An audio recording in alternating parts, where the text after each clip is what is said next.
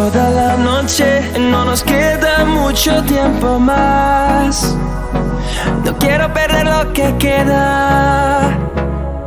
Seguimos siempre la pasión y confiamos solo en el amor. Yeah. No quiero perder lo que queda. Y más allá, a través de la gran oscuridad, hasta que me convierta en rayos. Y más allá, a través de la gran oscuridad. Y más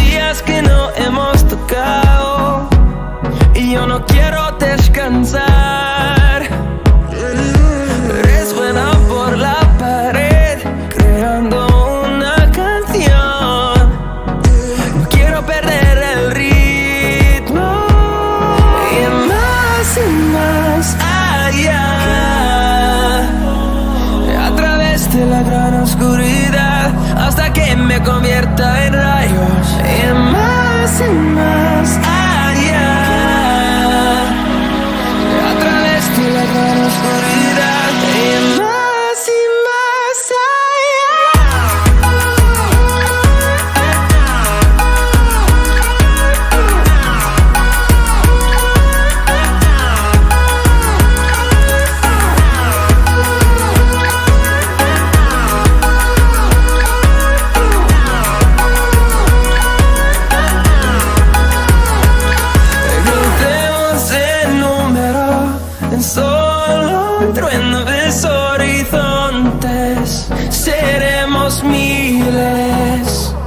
crecemos en número, en solo un trueno de horizontes. Seremos miles, más allá, a través de la gran oscuridad, hasta que me convierta en rayos. Y más allá, a través de la gran oscuridad. Y más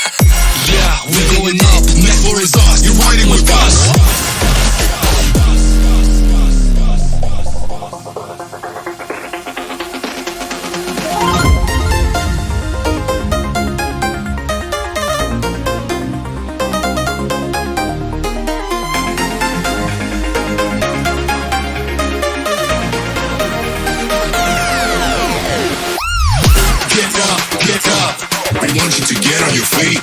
Stand up, stand up. Come on, get loose with the heat. Right now, we go party till we black out. Black out. So get the fuck up.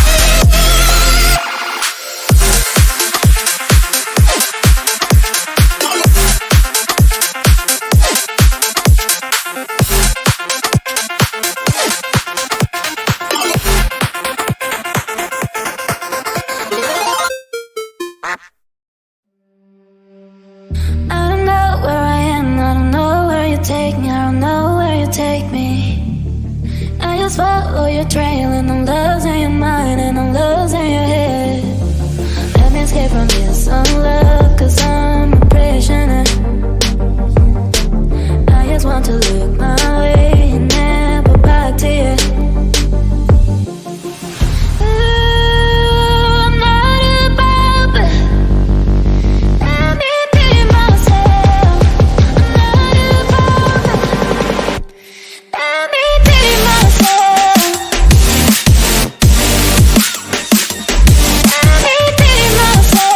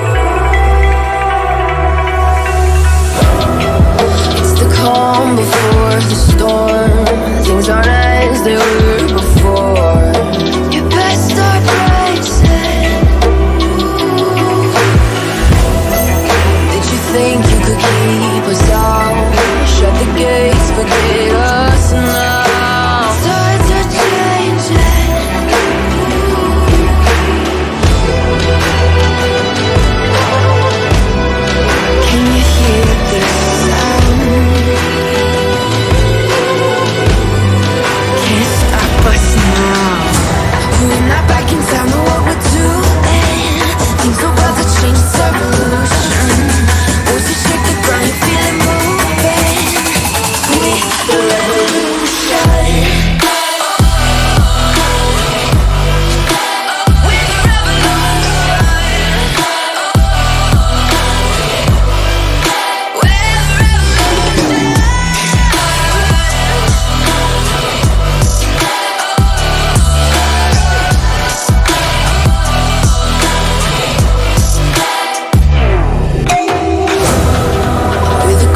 Beneath your feet, with a whisper in the trees. Do you feel us watching? Hunger in our eyes, victories on our minds. It's our time to rise.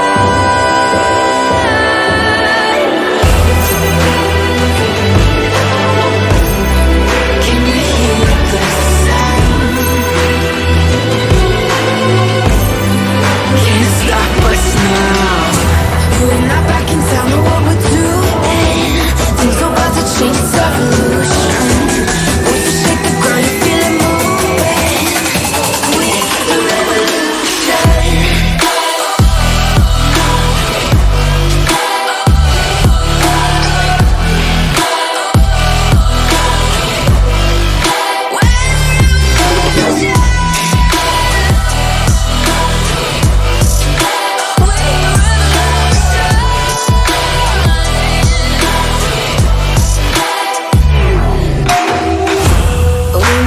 Don't know what we're doing. Things are about to change, it's evolution. Once you shake the ground, you feel it moving. With the revolution.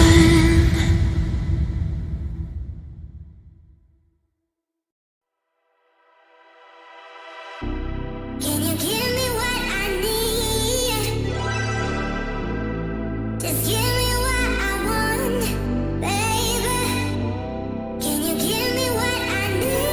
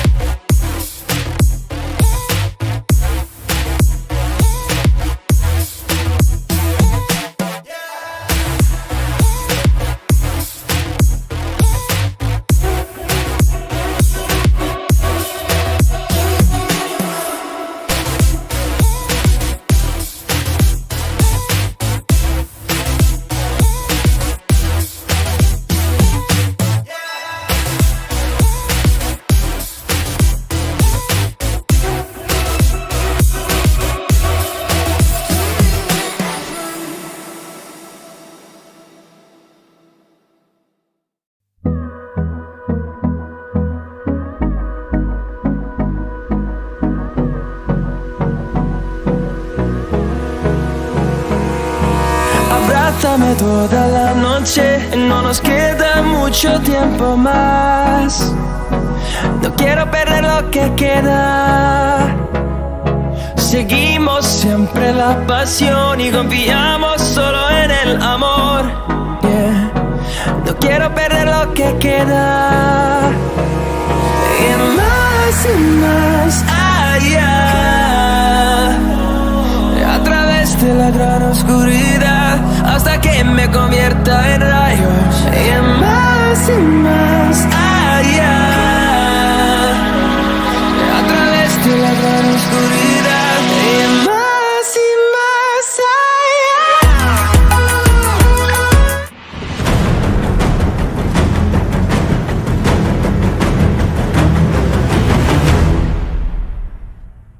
Yep, cool.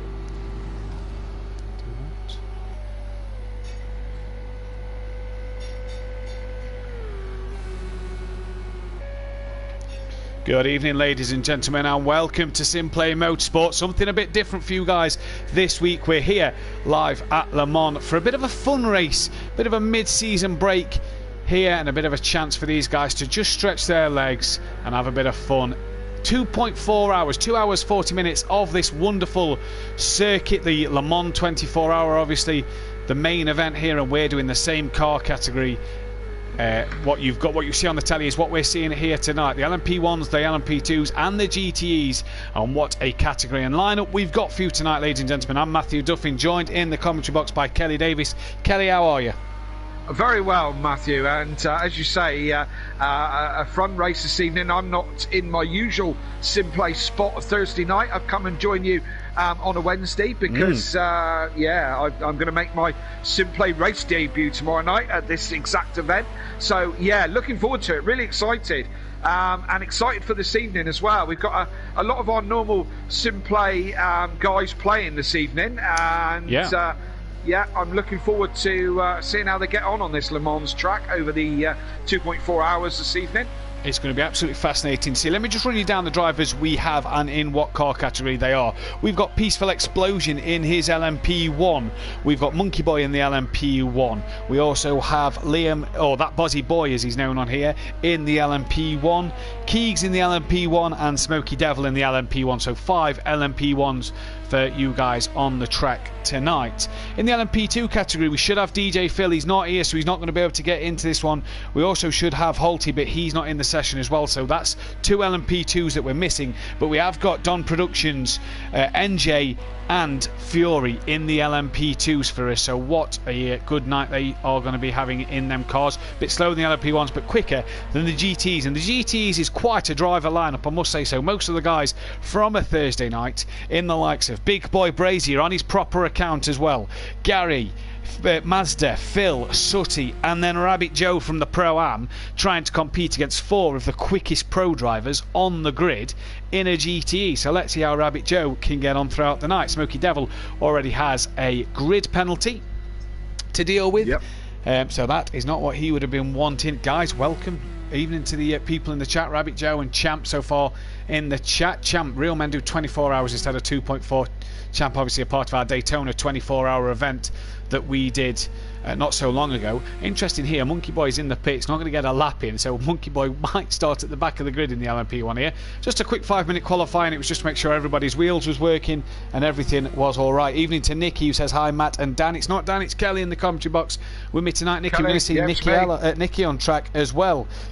So that should be interesting. Nicky on track tomorrow. Good lineup on tomorrow's grid as well, Kelly, yourself included in that one. Yeah, looking forward to it. I'm hoping some of these quick guys, like Gary, like Mazda, aren't in tomorrow. That's what I'm hoping.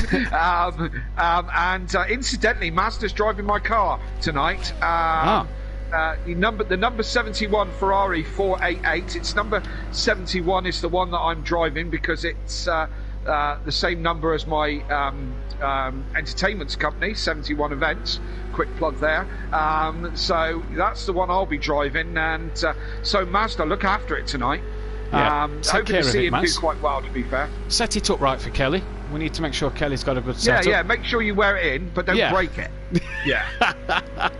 And obviously we're just here, it's just a bit of fun tonight. We're here to have a bit of a relax from our normal season. Season will resume next week at Imola. Only 3 tracks left of the season now. That's flown by. 6 rounds left to go. Imola, Bathurst, and then the finale at Rapuna Park. And what 2 sort of groups we've got. It's fantastic to watch. Look at these 3 having a good little fight. There's Sutty in the Corvette, Mazda in the Ferrari, and that's either Rabbit Joe or Big Boy Brazier in the Porsche. And he's back on his main account tonight. His Big Boy Brazier. Yeah, it is. It's Jamie in the Porsche. Interesting to see. I mean, these things look reasonably well matched, don't they? These 3 cars. They're these are all these guys have. No one's pulling away from anybody else. And I mean, I've tried the few GTE cars to try and work out which one is quicker, and I don't think there's a lot in it. I've opted for the Ferrari purely because I think it's probably the most stable of the lot. The Ferrari GT is a lot better than the GT3 we've seen. So, yeah, absolutely. Yeah, totally. The GT one's something we're looking forward to. Yeah, the GT3 Ferrari is a pig. Where this one seems to be, the GTE one seems to be a lot better. 3 cars in this category, as you said, like Le Mans.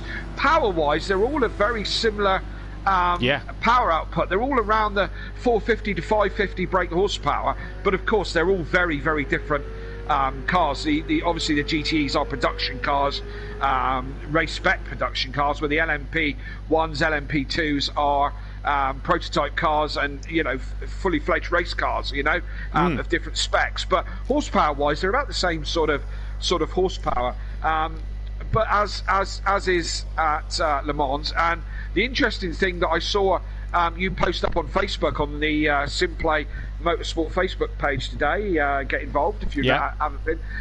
The back markers do not need to get out the way, so there's not a blue flag thing, is there? We're going for what the World Endurance actually do in real life, where the back markers aren't to move out the way. There still is a blue flag, and the back markers are to be cautious, but they're not to move. So the LMPs are to whiz past. And as you can see there, what a jumbled up grid we have going into this race. A few LMP1s, LMP2s in places that they maybe shouldn't be in. Evening to Phil Atherton, aka DJ Phil, in the chat. Bethany Duffin is here as well. So is Fury's granddad, saying evening go Fury. Nicky, going to be my first Simplay race tomorrow. Looking forward to it. Indeed, we're looking forward to having you here. And Kaylee in the chat, come on Jamie, she says. Guys, hit that thumbs up button if you want to see more events like this. Get ready for in the off season. Talks of the 24-hour race. The next 24-hour race have begun, and it may not be an LMP1, LMP2 and GTE class. It may just be a full GTE around Spa. That could be the next 24-hour race. That is a 24-hour race in real life, so we are looking at doing what they kind of do in the real world, in the virtual world. So it could be the Spa GT3 24-hour race. So get tuned for that. Also running with triple. Yeah, could I just say you're all mad, a lot of you. 24 hours. I'm worse than these lot. I'm worse than these lot because I'll be staying up to commentate it. Yeah, you sure you don't fancy joining me? Mate, are we away? We are away. Rolling start. Wow. Rolling start. Of course, it's a rolling start. It's Le Mans. It's Le Mans. Yeah, I'll join you, but I ain't joining you for 24 hours. That's just crazy. But one thing I've just noticed here is the grid has gone back to normal. The LMPs have all been put to the front, the LMP2's in the middle, and the GT's at the back, even though that wasn't qualifying. And we are away. Oh, and Keegs and Peaceful. Yeah, Keegs and Peaceful have already hit each other off, and that Buzzy boy, aka Liam Gamer, has already got the race lead here. Monkey Boy, Smoky Devil, and Don and Fury and NJ up a couple of places as well. Keep an eye out. There's going to be so many battles tonight up and down this grid. We have got a tough job over these 2.4 hours of keeping an eye on who's battling where and in what car category. Smoky Devil all just on the grass Smoky a bit there. Yeah, in his LMP1 car. Look at the gap the LMPs have created to the GTEs already. That is the difference in performance tonight. Look at the GTE category. Look at these guys. Sooty, Big Boy Brazier, Mazda Gary. NJ's had a problem. Phil's also had a problem, and Rabbit Joe has as well. Down the order as Sooty goes very wide. Now, I will tell you this. Mazda is in another party with every driver on this grid. talking them through track limits, and if you have done track limits, lift. If you're lapping a car and you are, obviously the lapped cars aren't to move, Mazda is making sure that they stick in by the rules that we have set in terms of if you're lapping a car, just give them a shout that you're coming past them and we're on track, you're going to pass them, sort of thing. So it's Mazda obviously being our like race official in the other commentary box, Mazda and admin here at Simplay Motorsport.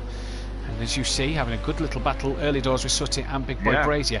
Back to the front though, it's that Buzzy Boy away from Monkey Boy. Peaceful Explosions and Keegs have worked himself up into third and fourth, as Don is dropping down to P5, but obviously he's in an LMP2, so should expect to be fifth place for him. Beating an LMP1 is quite good at the moment. Come on Gary, make me a happy lady, says Bethany Duffin. I'm not doing something that's your right job, here. Matt, to be fair, isn't it's supposed to be, but I got told that when we go Donington, Gary's in the tent with Beth and his missus, and I've got to spoon with Gary's brother Craig. So, well, interestingly, we're very early doors, but interestingly, I might be going to Donington for touring car. Yes, me and the missus and Dan have been talking about it because we're not going to get to Thruxton, we don't think. Which is a shame. So we need a replacement. We talked about Alton Park, but dates-wise, works out that Donington works out better for us. So you might well see us there. That'd be interesting, wouldn't it? I will be there. It'll be great to see you there, and I'm sure we can all have a good picture with Matt Neal. Hey, that'd be nice, wouldn't it? Absolutely, yeah. Or somebody good. Or somebody good, yeah. Someone of some class. Flash Gordon Shedden, he's back. We'll have a picture with him. Why not? He is. Yeah. Absolutely. Speaking of touring cars, 3 drivers obviously still to be named. Power Max are making an announcement tomorrow morning at 8 o'clock. Driver announcement. So let's see who they go with. Absolutely. And we are 3 minutes in, still on lap 1, and we've already diversed to touring car chat already. So apologies. Yeah, apologies to those who've come there for endurance chat. Absolutely, and I mean, I've been doing my research on Le Mans a bit today. We are 38 turns we've got around here. 38 sounds like a lot, doesn't That's it? a lot. Sounds like an awful lot of turns, and it is an awful lot of turns. 8.4 miles. The Le Mans series has been running for a very, very long time. Where's my facts gone? 1923 was the first race in Le Mans. So nearly 100 years. 2 years away from 100. 98 years. Wow. Yeah, that's pretty crazy. Works around the village of Le Mans, and some of it is permanent racetrack, the bit that we're on now, and other parts are road course, which are cordoned off straight, for. isn't it? Yeah, back straight and all that is a road course. Sorry, Kelly, as a change for the lead there, Peaceful Explosions managed to find his way past that Buzzy Boy for a change of the overall lead. Day today? Is it Peaceful's Day? Well, we big him up all the time. It's birthday boy tomorrow, so he's quite. He must be glad we've got a week's break. Can he be the winner today, the day before his 40th? Are we going to finally commentate together where Peaceful takes a win, an overall win as well, not just a class win? That'd be brilliant. Yeah. Let's keep our fingers crossed, but there's an awful long way to go as we're into lap 2, and we're expecting somewhere in the region of about 40 laps. Did we say? I reckon so, around 40 laps. Yeah. For those guys who want to know as well, the time is on ×10 time progression, so it will be a case of you will get the full 24-hour sunset sunrise in the space of 2.4 hours, 2 hours 40 minutes. So it will be the full 24-hour race in this short little 2.4 hour we've got for you here. So it's the whole thing. So when it gets dark, keep your eyes out for that one, because that's going to be interesting there, as Keegs has just overtaken Monkey Boy for P3, and Monkey Boy's going to try and get back at him. Yes, indeed. And just interestingly, we're on this long straight here. This was originally nearly a 6 kilometre straight, but the FIA deemed in 1990 that straights couldn't be more than 2 kilometres. Hence why there's now 2 chicanes in this long back straight, as it were. Now has the 2 chicanes for that exact reason, because the FIA deemed it too dangerous. They could make up to speeds without those chicanes. They were making speeds of nearly 250 miles an hour around this track, where now they top out at about 200 with the chicanes to slow them down along the back straight there. I know the historic track is on here, isn't it, on Project Cars 2? It is, yeah. So it you is, can yeah. use that one with the long 6 mile straight, or 6 kilometre straight, sorry. Down to the Yes, you GTE can. class battle here. Look, that is NJ working his way through the field. Then as he was down and is well behind off Don and Fury for the other LMP2 drivers in this category. But look at this GT3 battle here. Sutty, Mazda, Big Boy Brazier. Gary's just fell off the back of this a little bit, but obviously a long way to go. But good little... Oh, NJ, he's got a bit... Yeah, NJ a bit hot. He's had Mazda's had to go deep. Sutty's kind of got blocked. Big Boy Brazier as well has got blocked. But NJ's that quick in his LMP2 car. He's already away. And for Mazda and Big Boy Brazier and Sutty there, they nearly all came together, but they've managed to keep out of each other's way. And this is a cracking little scrap we're seeing from these 3 GTE cars. As here goes Big Boy Brazier. Lap 2. I'm getting excited. We're on lap 2. There's still 2.5 hours left. Reel it in. Absolutely, yeah. Absolutely. And look at these guys. They're going at it like it's the last lap. Yeah. Yes, indeed. Go ahead. Steady, Mazda. That's my car you're driving. Be careful with that now. Oh, NJ very wide again. Yeah, very wide again. Are we damage off? Mazda, no, damage off. Oh, that's all of them. Oh, dear. Sutty's managed to get through that. Damage is visual only. Oh, Mazda and Gary's just touched a bit as well. So, visually, the damage is off. But, visually the damage is on, so it looks like the drivers will have damage. They won't, though. It won't affect them at all. So even if they're missing parts, it won't affect their car at all. NJ there, losing the rear. And I think Jamie was trying, I think the GTE guys was just trying to go a bit slower to let NJ get back up to speed. And it didn't work out that way. It can get very tight around this circuit at times, especially this back part coming up towards the Porsche curves where they are now. And Mazda side by side with Gary 131. These guys battling it out in the Pro Championship, we know. And they're battling it out here around Le Mans then. Yeah, yes, indeed. And lots of action early doors. It's only, we're only into lap 3 and barely lap 3. These guys are coming up to the end of lap 2, aren't they? Lap 3 would obviously be where Peaceful is. Who's now 2.9 seconds. 2.9 seconds out in front.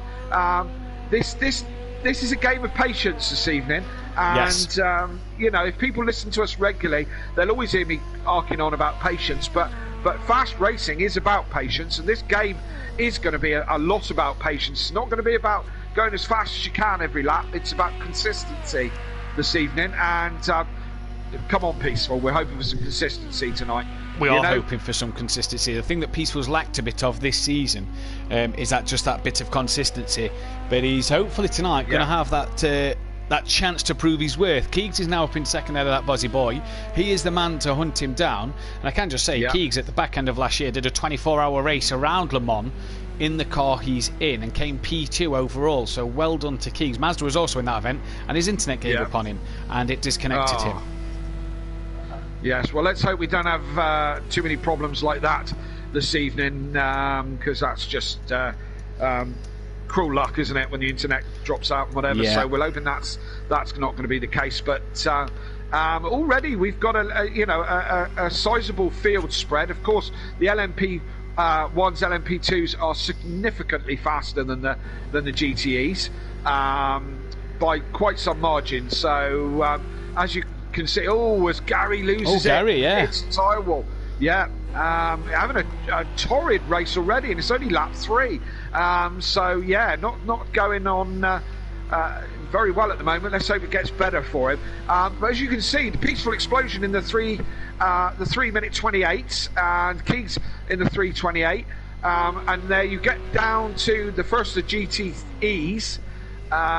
Which we got Big Boy Brazier there, is it just in the 403s, which is I'll tell you what, Matt, that's quite promising, because I've done some practice and I was in the early 4 minutes, the 404s, 405s. So I'm feeling also much more excited all of a sudden. Also, the thing you've got to put into consideration as well is you've got Don and Fury in the LMP2s in the 345s, 348s markers. These two are having a cracking little scrap on the track. You see Fury missing part of his car there as the sun sets around Le Mans, and the night is coming in.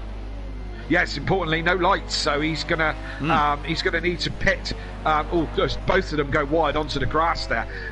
He's going to need to pit reasonably early. Although we were talking about this just off stream, weren't we? Pit stops are going to come up thick and fast. Now I've got a little stat map, if you like, here. Just let me load it up.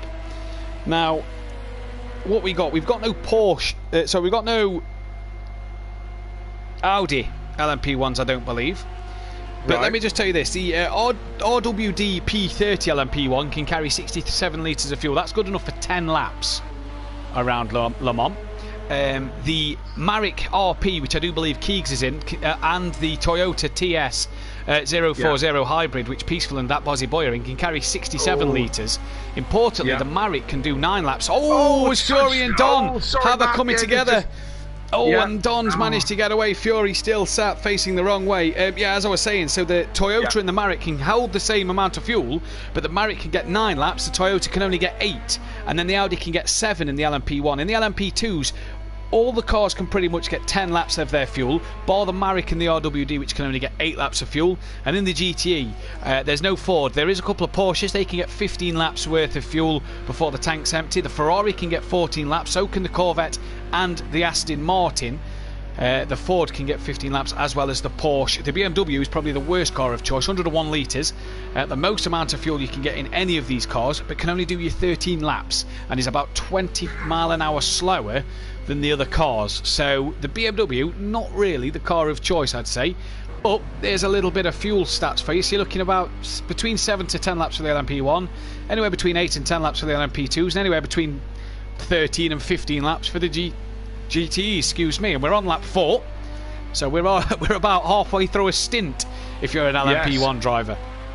None of these I'd like to own as a daily then, because they're obviously horrendous on fuel. You'd be paying a fortune on topping the car up. God, if I thought my Leon Cupra was bad enough on fuel, and it is. So these are terrible on fuel, but that's not the point, is it? No.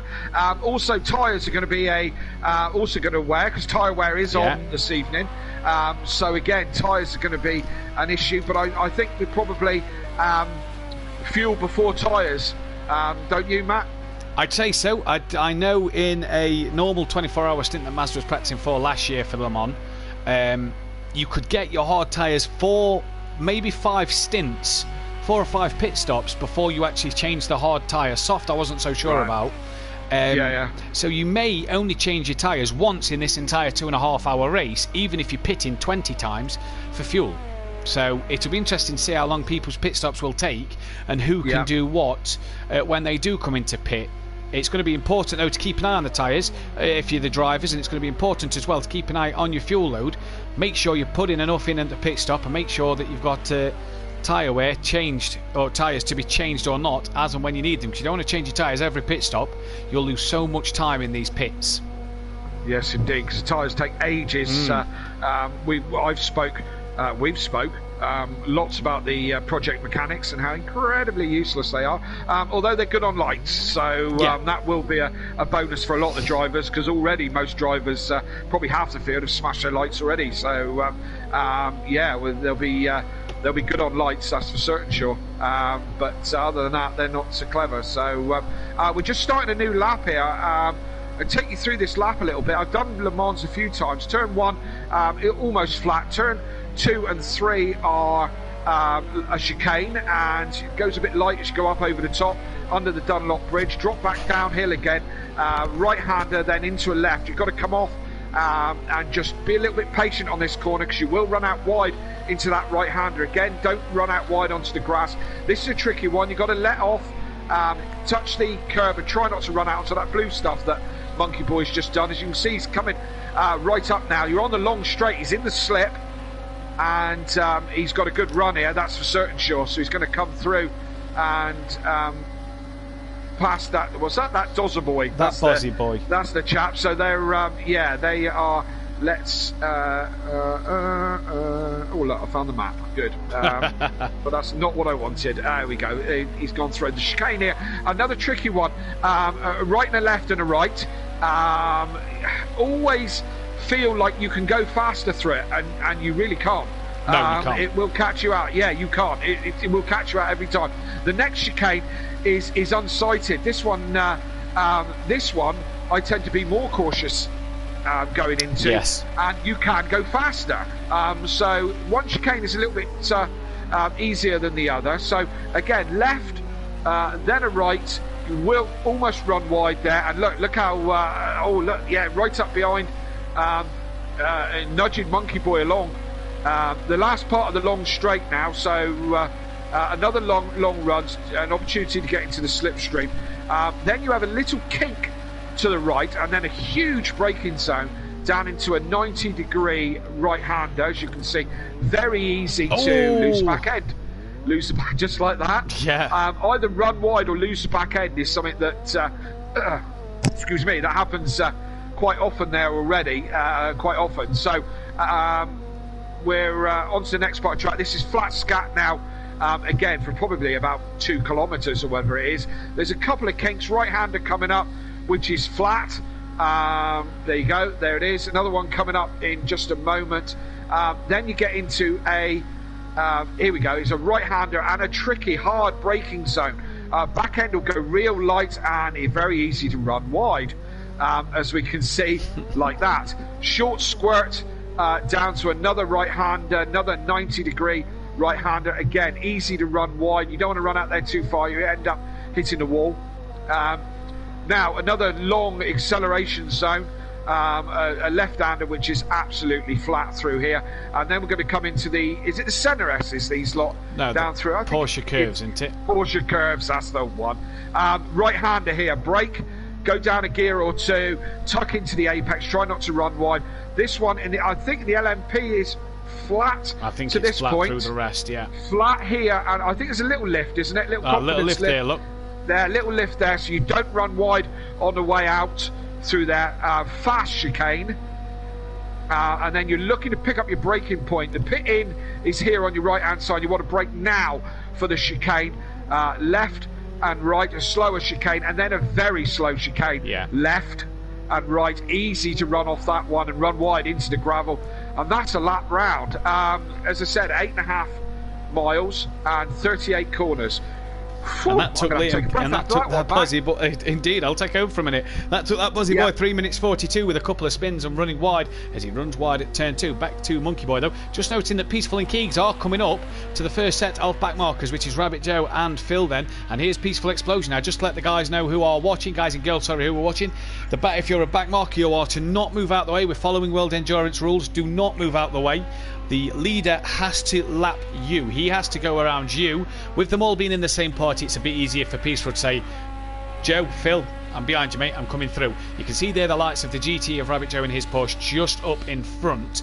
And interestingly, NJ is back up into 9th. So he's not made his way through all the GTEs yet. Still got to get past Big Boy Brazier. But we're starting to see after 6 laps. I completely worked it out wrong earlier, so I apologise to Master. I said it'd be 20 laps before they're lapping you on the time I worked out. I obviously did my maths wrong. It's lap 6 by the time someone's getting lapped. And Joe there, out the way of Peaceful Explosion. Job done, easy as you like. Done Productions here. Has Fury 3.5 behind him as he's coming to start his 6th lap in the LMP2, leading the LMP2 category. Don't forget, if you missed the Daytona 24 hours, guys, go back and check it out. What a job that everybody did. What a job it was. It was a tricky night. This man Fury was in it in the GTEs. Yeah, not the night he'd have wanted. Fury did the GTEs and came, I think, 3rd in class in the GTEs. Mazda won the overall thing in the LMPH. Champ, who was in the chat just a moment ago, he won the LMP1 category. And Gary and Unorthodox won the GTE category after Gary 131's wheel and Little Eater's wheel both overheated on the T150. So hopefully that shouldn't happen tonight. 2 hours 40, I don't think it will, but you can easily pit to put the AI in the car. That is how we get around it in the sim world. We pit, we put the AI in the car. That is how you get around that one. As Monkey Boy has a 16-second lead over that Bozzy Boy and an 18-second gap behind Keegs. Keegs feels fairly confident tonight when I spoke to him earlier today. He could take a win. He's only got Peaceful to get past at the moment. As much as I'd like to see a new winner, and Keegs hasn't won a race yet at Simplay Motorsport, Yeah. I've been rooting for Peaceful all season, and it's not happened. Yeah, we've been on Peaceful's side, haven't we? Because Yeah. Peaceful has he's shown pace throughout the normal season, and he's been quick, but just unlucky, inconsistent. here we go. As he goes in for a first pit stop.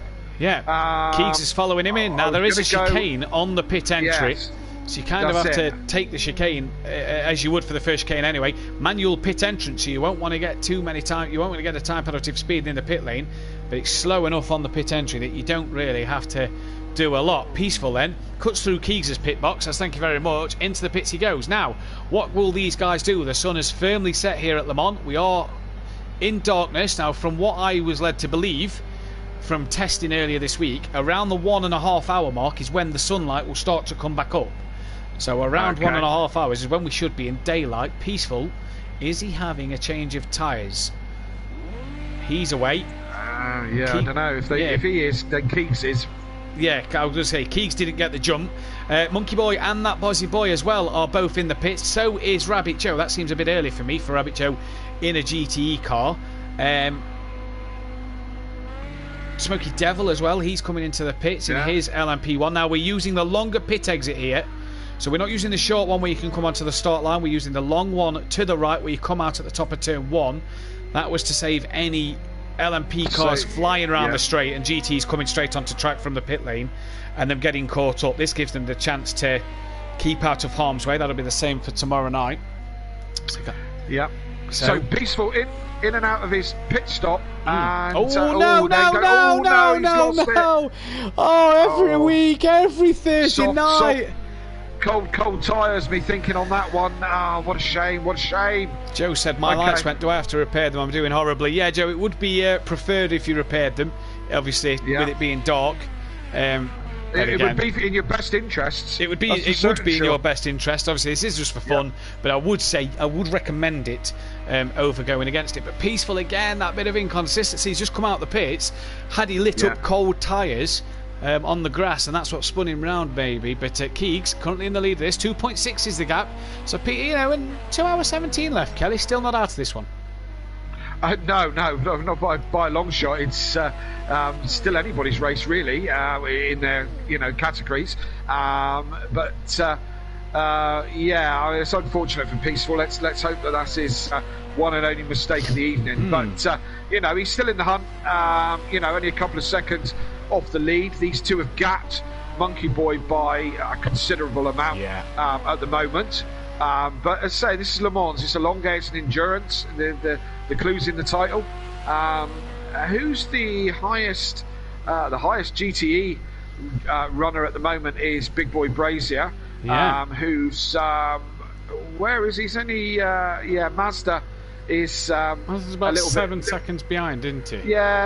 Yeah, absolutely. And again, at this point in the race, isn't really anything to worry about, is it? 7 seconds as Mazda goes, but it's so easy to go wide just there. So easy. One thing I've noticed, just to say about these GT cars, they're all lapping in the high 1 minute 50s now. They're all out of the 4 minute zone, fuel obviously burning off, and they're at the high 1 minute 50s. So doing a stellar job at the the GTE cars. Phil and Rabbit Joe yet to be in the 3 minute mark, but doing a good job as well. I know. Look after it, we said, Baz. Look after it for poor old Kelly, and you've ruined it. Come on, man. I'd make him stay at the track, Kelly, and get it all buffed out. And I want it all repaired by tomorrow when I pick it up. So no doubt he'll do that for me. Just looking at NJ, lapping around the similar times as the GTEs, yet he's in an LMP2 car. He is starting to catch Big Boy Brazier. Oh, he's gone horribly wide there. That's why he's doing that. Yeah, not having the best of times in his LMP2 in the number 5 car. And for yes, NJ, indeed, and it's looking a little bit beaten. So yes, a couple of new lights in that one when he has a pit stop. So got a lot to do as NJ. So we'll see. Peaceful is back on to trying to catch Keegs. He's brought that gap down a little bit. Down to 2 seconds exactly. So he's coming. He's coming. Yes, indeed. Who is that they're about to put a lap on? Was that one of the LMP2s? No. Keegs. Oh no, they've lapped a car. I don't know who it is behind them. Oh, Keegs! Oh, he's dropped it. Dropped it coming through turn 1. Oh, he's managed to do well to keep that point in the right direction. And he's just going to make sure he doesn't rejoin in Peaceful's way. That's what good thinking of Keegs. But Peaceful will already be up to speed. And look at that. Easy up the inside. And Keegs there, he did very well to not put that straight into the wall, because he could have lost so much more time. That was a get out of jail free card for sure. He held on to it, put it in the right direction, didn't fight Peaceful too much for that position, which was probably wise. You know, these boys don't need to get into a scrap right now. You know, so the mistake's been made. It's status quo, 1-1 on the mistakes. And so you know, I mean, Keegs is still probably one mistake each. Is probably still the net winner. As you can see that he's in the slip there, just as they come into the first chicane, chicane on the back straight. And no. Keegs, what's up to Keegs? Jump off Keegs. He's got a bit of lag. Jump off him. It sometimes helps. If we just jump off Keegs, we've gone to Peaceful Explosion. Hopefully, He's stopped.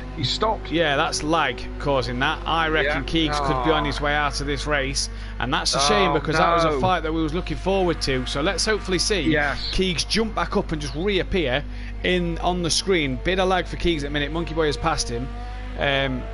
Let's hopefully see Keegs just reappear behind Peaceful Explosion. It may shock us, but let's see what happens here. I would hate for Keegs to miss out. Don has gone into the pits, so the LMP2s are now starting to make their pit stops.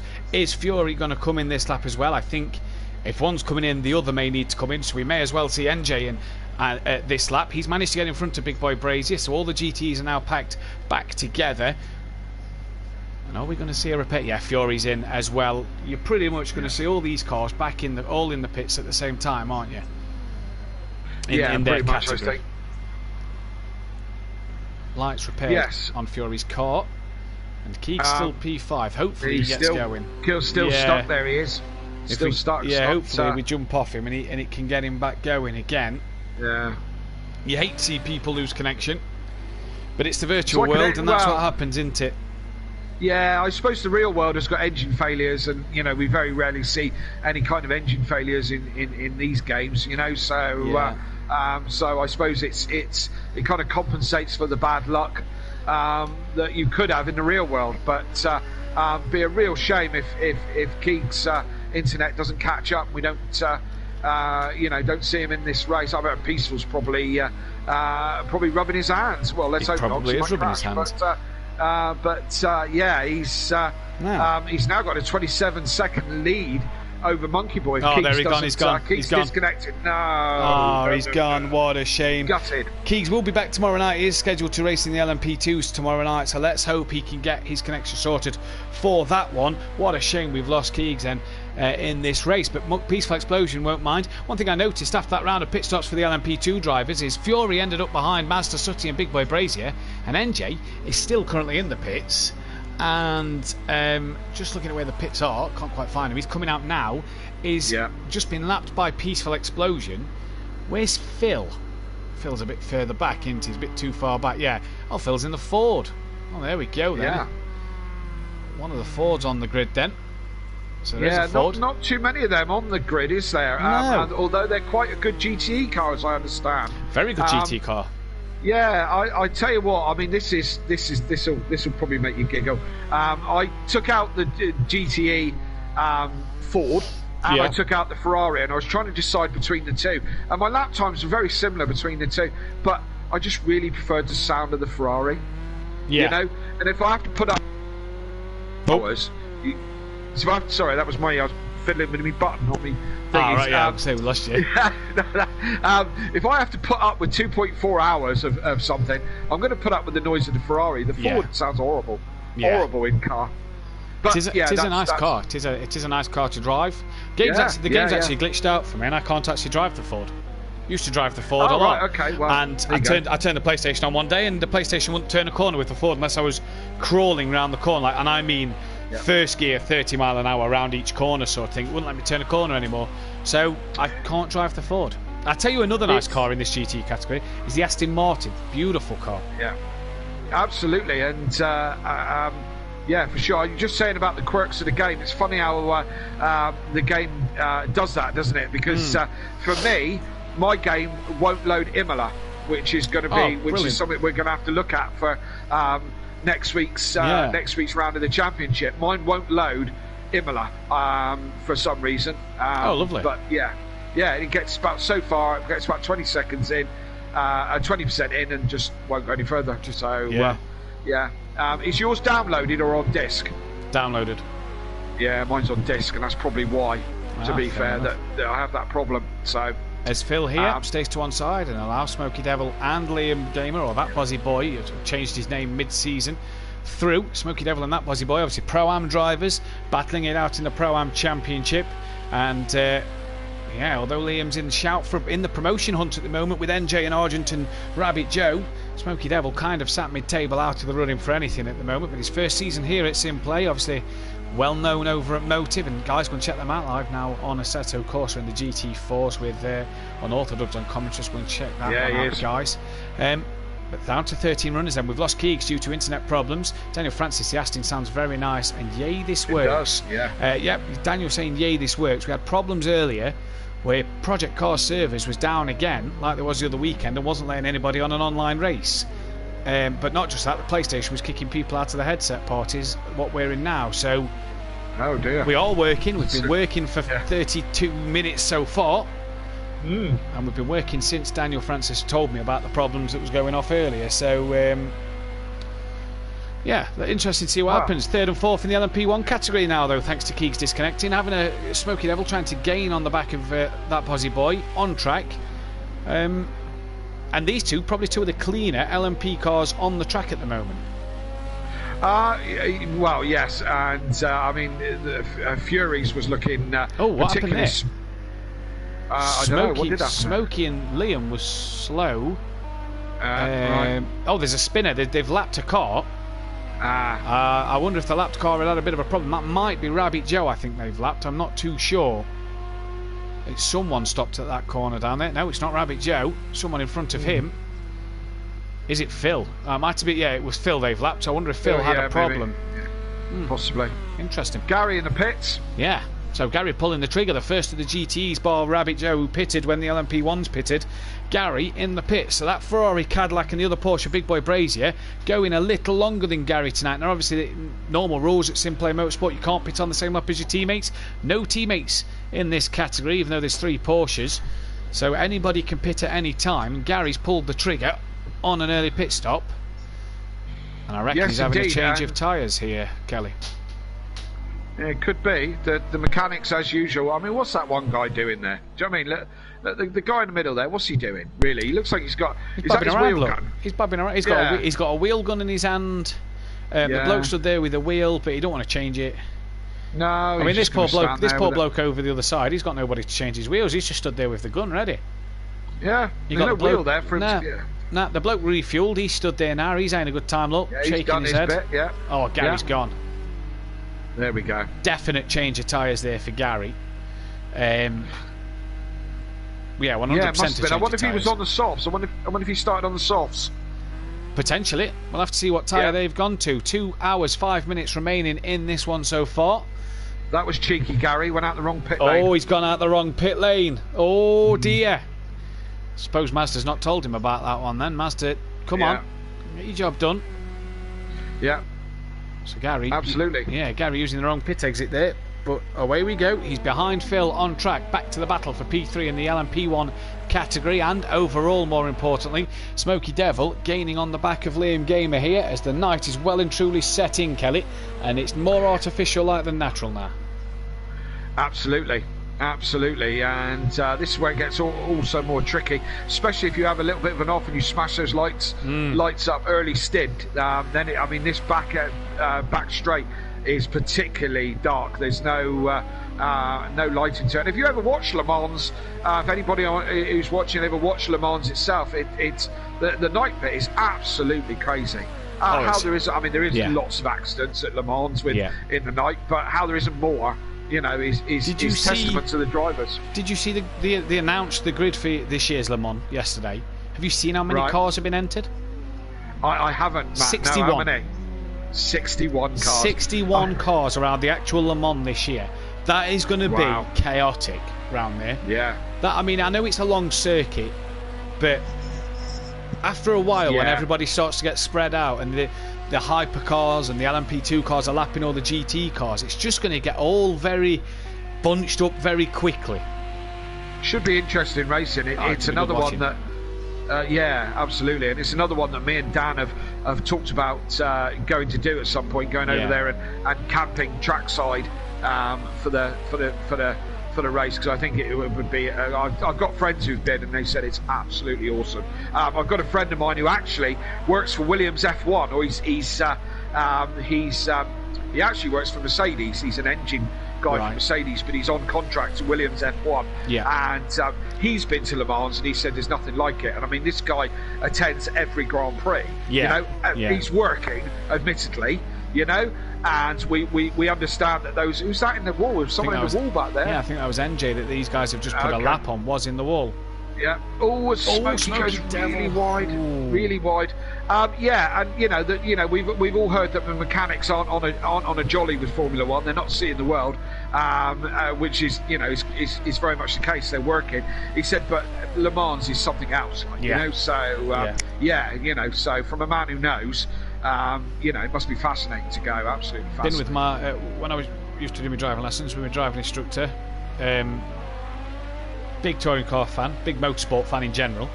He says Right. if there's two you've got to do in your life, Goodwood, Festival of Speed, and Le Mans. Yeah. They're the two you. Yeah. If you want to do any, he says ignore the British Grand Prix.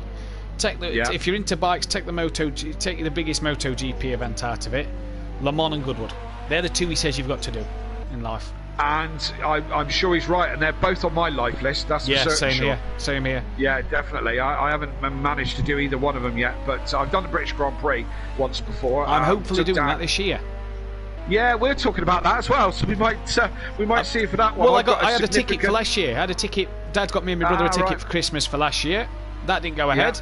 Yeah. So hopefully, touch wood, that Well- goes ahead this year. I mean, it's June or July normally, isn't it? So it's after Yeah. all the stuff's ended.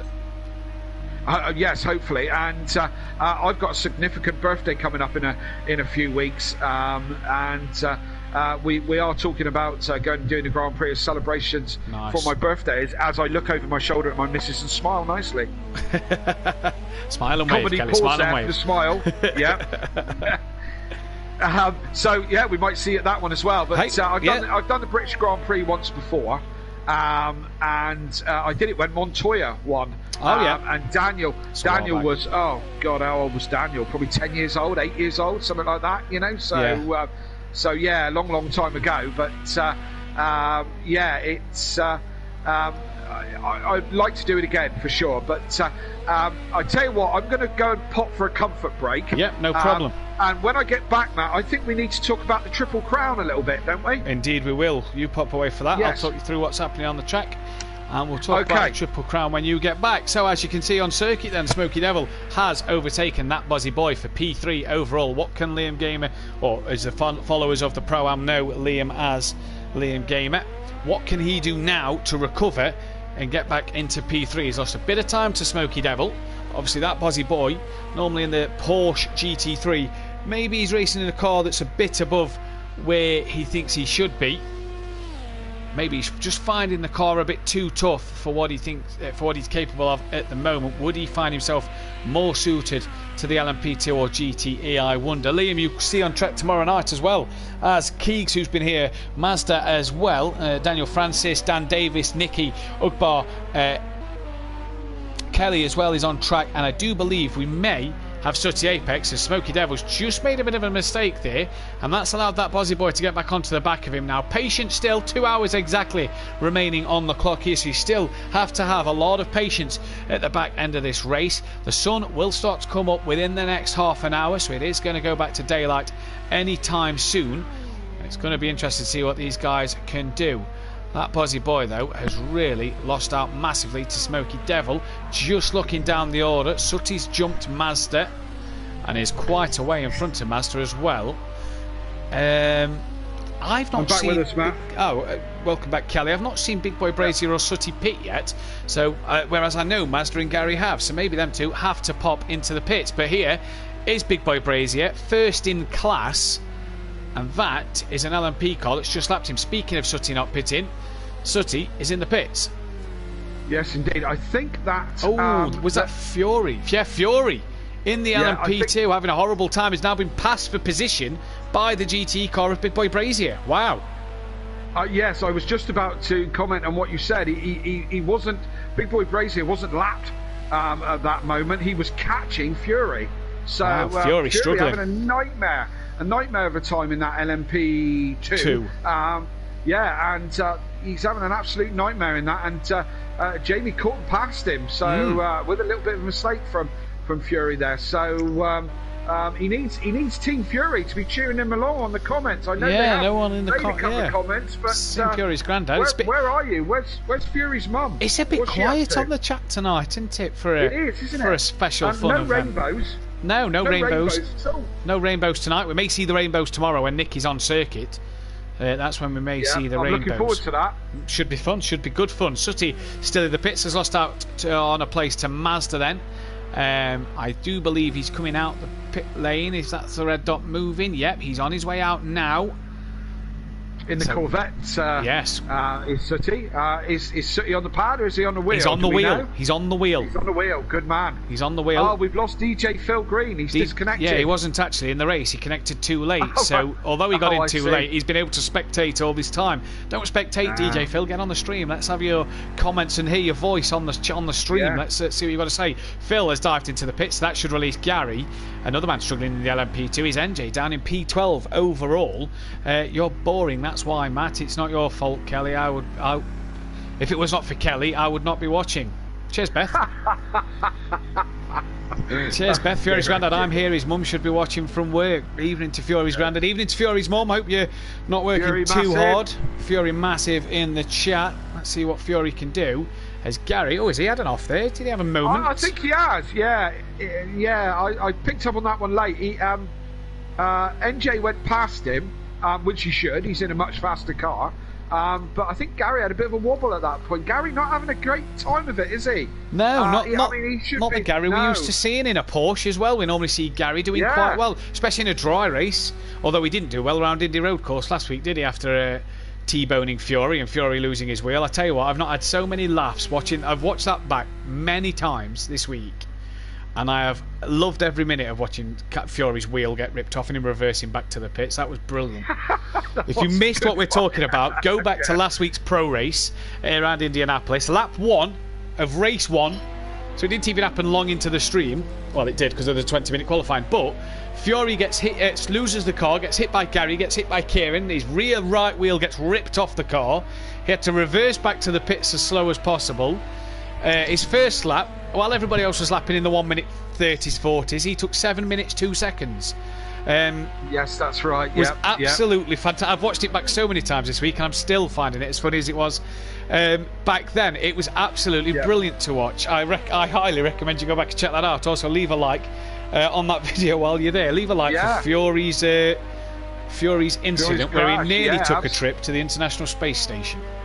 He certainly did, and I mean, it's like we commentate on so many races week in and week out, and I get very rare opportunities to watch any of the streams back, but I certainly did watch that one back the next day, or certainly the first couple of laps, to see Fury's accident, because that was something quite rare to lose a wheel like that. So again, we do recommend anybody who hasn't looked at it, go on the Simplay YouTube page, which you should be on.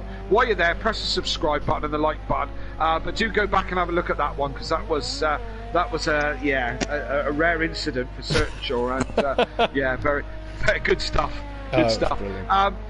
I glanced at the clock there just quickly, and again, week in, week out we do this, and I glanced at the clock and looked and thought, whoa, we've only got 2 minutes left. And then I, of course, then just kind of realised on me that that's actually 2 hours, because normally when we're chatting and commentating, the time goes past so really, really quickly. But it's all a little bit longer than normal this week. So it is a bit longer than normal. Fury's granddad in the chat. Amazing how quick they repaired the car, Matt. Oh, it was like brand new. Oh, the Porsche dealership last week. Mwah. It was brand new. Absolutely. That Porsche was. Not just his, Gary's. I tell you the other funny bit about the bit when Fury crashed, and this is what makes me laugh. Watch Gary. Gary then drives the wrong way around the track to hopefully just get to the pit exit, and then all of a sudden you see him come back down the start straight. That's the bit where you're laughing enough when Fury's lost his wheel and you see him struggling to reverse. But watch Gary. That bit is absolutely hysterical, where he just, I'll go back to the pits this way, no one's coming, I'll quickly sneak this way around. Oh no, I'll come back down the start straight and do a full lap. I'll redo it. That was, I don't know what he was thinking. Brilliant. Either you're going to cheat, Gary, or you're not. Do you know what I mean? Make your mind up. I'll tell you what it was. He sent me his footage. The game counted him down from 10 after a while and reset his car pointing forward. Yeah. Just as he was about to do a U-turn into the pits, the game pointed him forward. So he couldn't actually get into the pits because he was driving too far the wrong way. So the game made him do an extra lap. He didn't turn around on his own. He said, I was so far from doing a U-turn round the pit wall, and the game reset my car, pointed it the right direction, and away I went. So I had to do an extra lap. But it was absolutely brilliant fun to watch. It really was a cracking job. This man, 40 seconds in the lead since we've lost Keegs from the session, and he's doing a stellar job so far. 3:28, quickest man on circuit. Peaceful Explosion, the big 4-0 tomorrow. So happy birthday. That'd be a nice for birthday tomorrow, present Peaceful. for him. Oh, it would be nice for him to take a win. Yeah, we've been backing him all year, just trying to give him the luck, and without any success. But he's in control here. He's got 40 seconds now over Monkey Boy, so he's in control of this race. Keep himself consistent as he comes up to lap. That's either Rabbit Joe, Gary, or Big Boy Brazier. Yeah. A flash of lights, a bit of mutual respect from everybody, and on he goes. So lap 14 over. He's done the 40 minutes, so we're coming up to let's say lap 17. He's in good shape at the moment. Is Peaceful, and we're behind you all the way, my friend. Yeah, we are. Looks good value for his money at the moment, and a long way still to go. So we don't want to jinx him, but at the same time, 40-second gap with no damage. Yeah. It's looking good. Should be easy pickings for him then as he comes down the back straight once again on his 14th lap. Peaceful Explosion here, like I say, the big 4-0 tomorrow, so we wish him a big happy birthday. There's a link in the comments below, in the description below, by the way. Go and check out Designed Manchester, the owner of Designed Manchester. Little thing he does in his spare time, considering he's retired from the army. You want anything designing, from mugs, t-shirts, caps, key rings, coasters, glasses, Peaceful Explosion is your man, or Mike Matthews as he's known as. Go and check out Design Manchester, link in the description. Please guys, go and check them out. Brilliant stuff. They can design anything you want personalised or anything. Go and check him out. Send him a message on Facebook. Go and like the Facebook page. That's where the link will take you to, and see what he does, and offers great products at a great price as well. He does a top job. We actually ordered 2 Christmas boxes from the kids off of him at Christmas, like a Christmas Eve box full of sweets and like a little colouring book and stuff. He printed on the box, and it was absolutely fantastic. And what he paid for them, and what he actually chucked in was a little Simplay Motorsport coaster and mug for myself, a little Christmas mug and coaster for Beth. Absolutely brilliant stuff. What a job, what a guy Peaceful is, and what a quality stuff he makes. So yeah, go and check them out. Yeah, brilliant. Yep, yes indeed. I'll keep that in mind next time I'm looking for some merchandise for one of my part of my empire. Yeah. Yeah. So yeah, go check that out for sure. We've lost Mazda. Oh no, have we? Mazda's just left the session. Oh no. Oh, we've lost a good fight between him, Brazier, and he's only just gone, isn't he? Yeah, he's only just gone. Yeah. I literally just saw it pop up in the bottom corner. I shall send him a message and find out what's happened. Yeah, he's obviously nervous about smashing my car up any more than he needs to. As Peaceful makes his second pit stop. That's about right. It was about lap 7 last time, wasn't it? So yeah, I wonder if hopefully we'll get Mazda back for the LMP1s tomorrow. Obviously, Mazda has got a 2-month-old, so he may be having to sort that out. He could have maybe put the AI in the car instead of having to retire. That is a shame.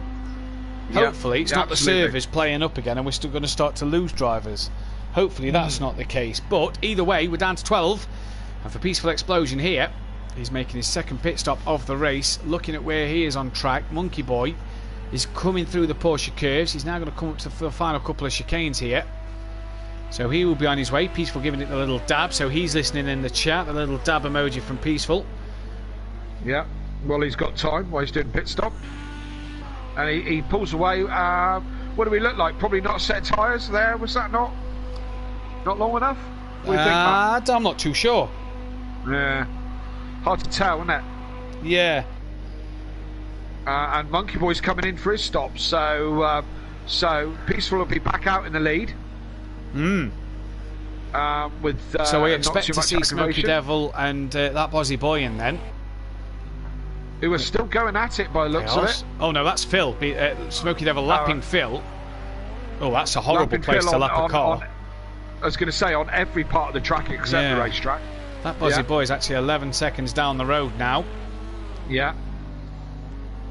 So quite a field spread at the moment. No battles particularly on track. Certainly no one within a second of each other. Yeah, it's... Smoky Devil stayed out. Yes, you're right, he has.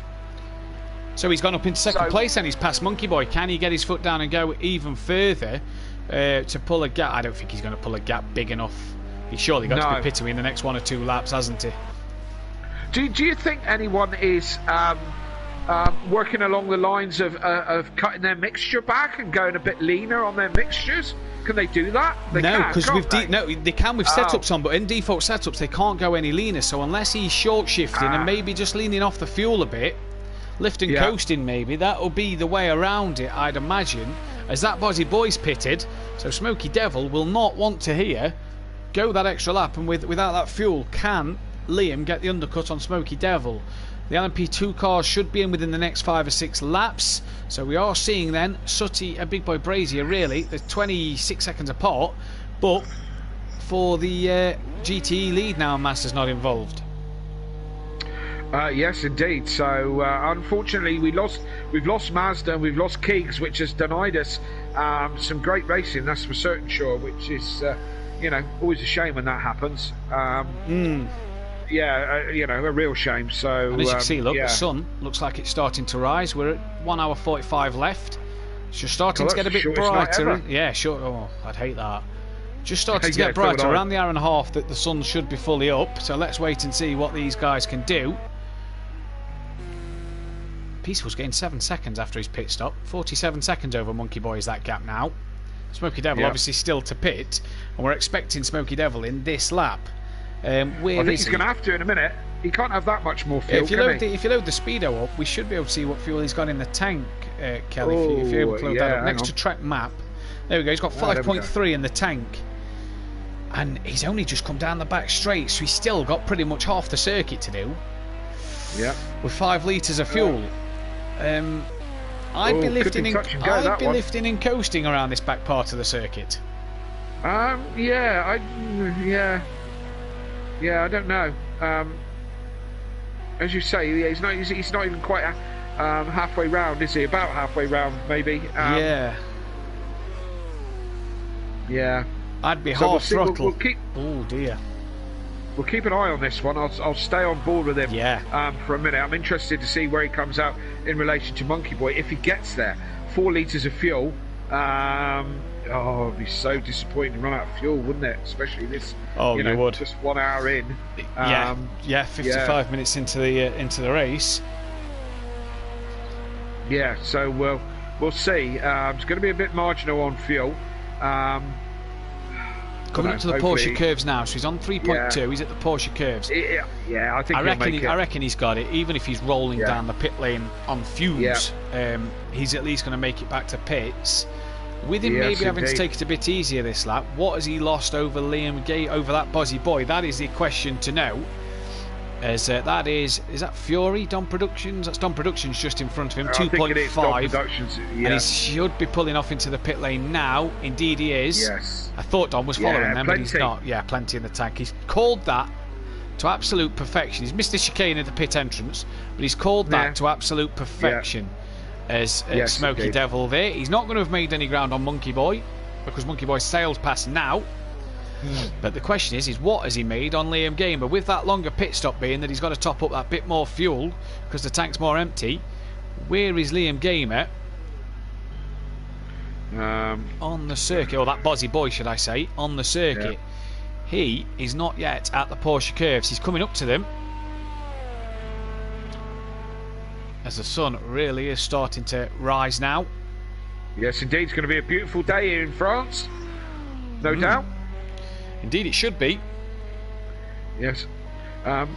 This is what I love about sim racing is I travel the world every week. Just yesterday I was in Italy. Yeah. For the Clios over at Motive. Yeah, for the Clios, which was good racing as usual. Last week I was in the States. You know, it's just You're back at Italy again next Thursday with me. I am. Well, with a bit of luck. Well, hopefully, for Imola, and then we're off. And then we're off to Australia the week after that for Bathurst, and then we're off to New Zealand for Rapuna Park, and before you know it, then my missus is from New Zealand, so we'll do a bit of sightseeing while we're over there. Shall we do? Yeah. So, brilliant cricket team, the New Zealand cricket team. Yeah, not a bad rugby team either, all things being considered. No, I've heard they're all right. They're all right. Yeah, they're a bit bloody crazy at the beginning, but they're, you know, nothing more passionate than the Hacker. I love it. Absolutely love watching New Zealand. No, it is. Apparently it's quite. Sorry. They teach them to do it at school apparently in New Zealand. Brilliant. Me, I only got geography and history. I didn't, we didn't do any. In fact, rugby wasn't all that exciting at school either. But apparently they teach it in the schools in New Zealand, as my missus was informing me. And it's a small community, New Zealand, isn't it? You knew some of the All Blacks, didn't you? Met some of the All Blacks. Yeah, she knew them all, mate. Yeah, no problem. You know, it is a very small community.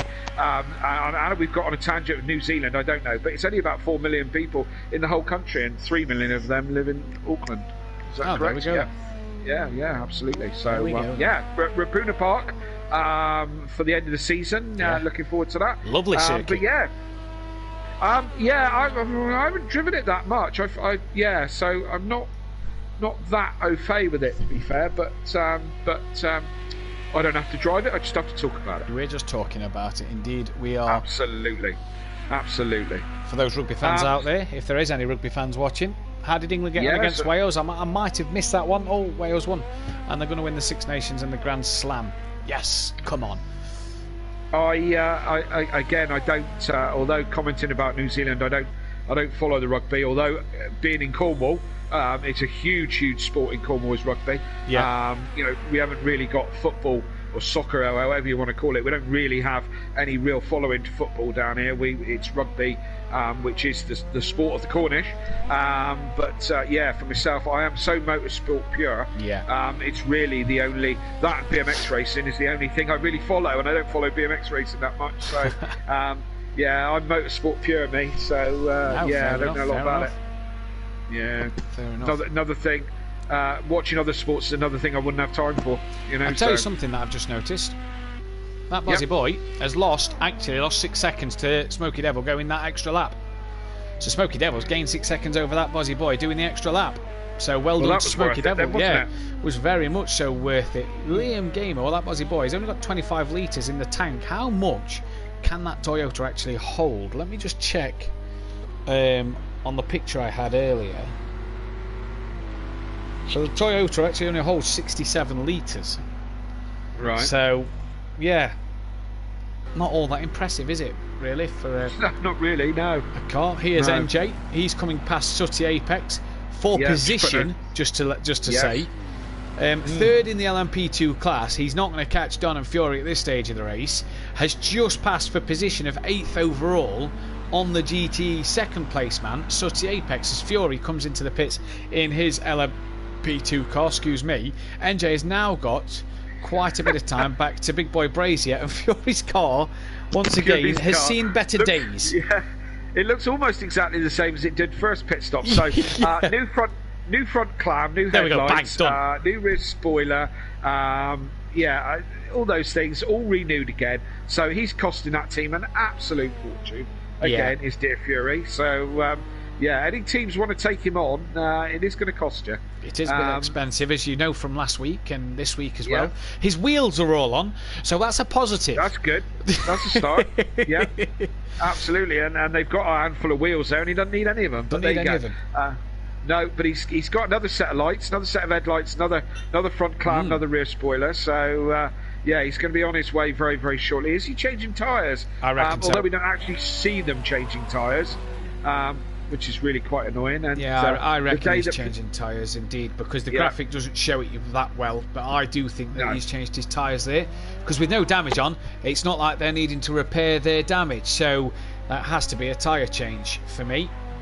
Kelly, I'm just going to take a quick toilet break if you want Yes. to talk us through the next bit, and then we will get on to the Triple Crown. Yes, we haven't talked about that yet. We will talk haven't. about Triple Crown when you get back. Indeed. So I'll just do a recap while Matt's popping off for a comfort break. So we're 1 hour in of the 2.4 of Le Mans here on Simplay. Peaceful Explosion is still the guy out in front, having a cracking good run at the moment. Out of pressure from Keegs, right up until Keegs disconnected, which was they were having quite the battle, which is a shame that we couldn't see that in its entirety. But he's got 47 nearly seconds on Monkey Boy, who's again another 40 seconds on top of Smoky Devil. These of course are all the LMP1 cars. Highest LMP2 runner is Don Productions, as we see him go a little bit wide, kicks up the gravel. He's your class leader in the LMP2s. Our class leader in GTEs is Big Boy Brazier in the Porsche, which is looking a little bit beaten. And Sooty Apex is the man behind him. As who's this coming up? Is this the race leader? Yes, it is. Race leader just putting a lap on Jamie Brazier there. So as you get, the LMP ones are significantly faster than the GTEs, as you see. So it's as we've got NJ's just been in for a pit stop by the looks of things. Keep your comments coming in the chat. We love to see your comments. Who's doing well, who's not doing well. Wrong way, Jay. You're supposed to go up round the other way. Long pit exit is the one that we're using, so he's just sneaked that one and a little bit wide in the chicane. Tyre's probably cold. Catch him out just as he comes out of the pits. As you can see, weaving around trying to get some warmth back into those tyres. As I said, keep the comments coming in the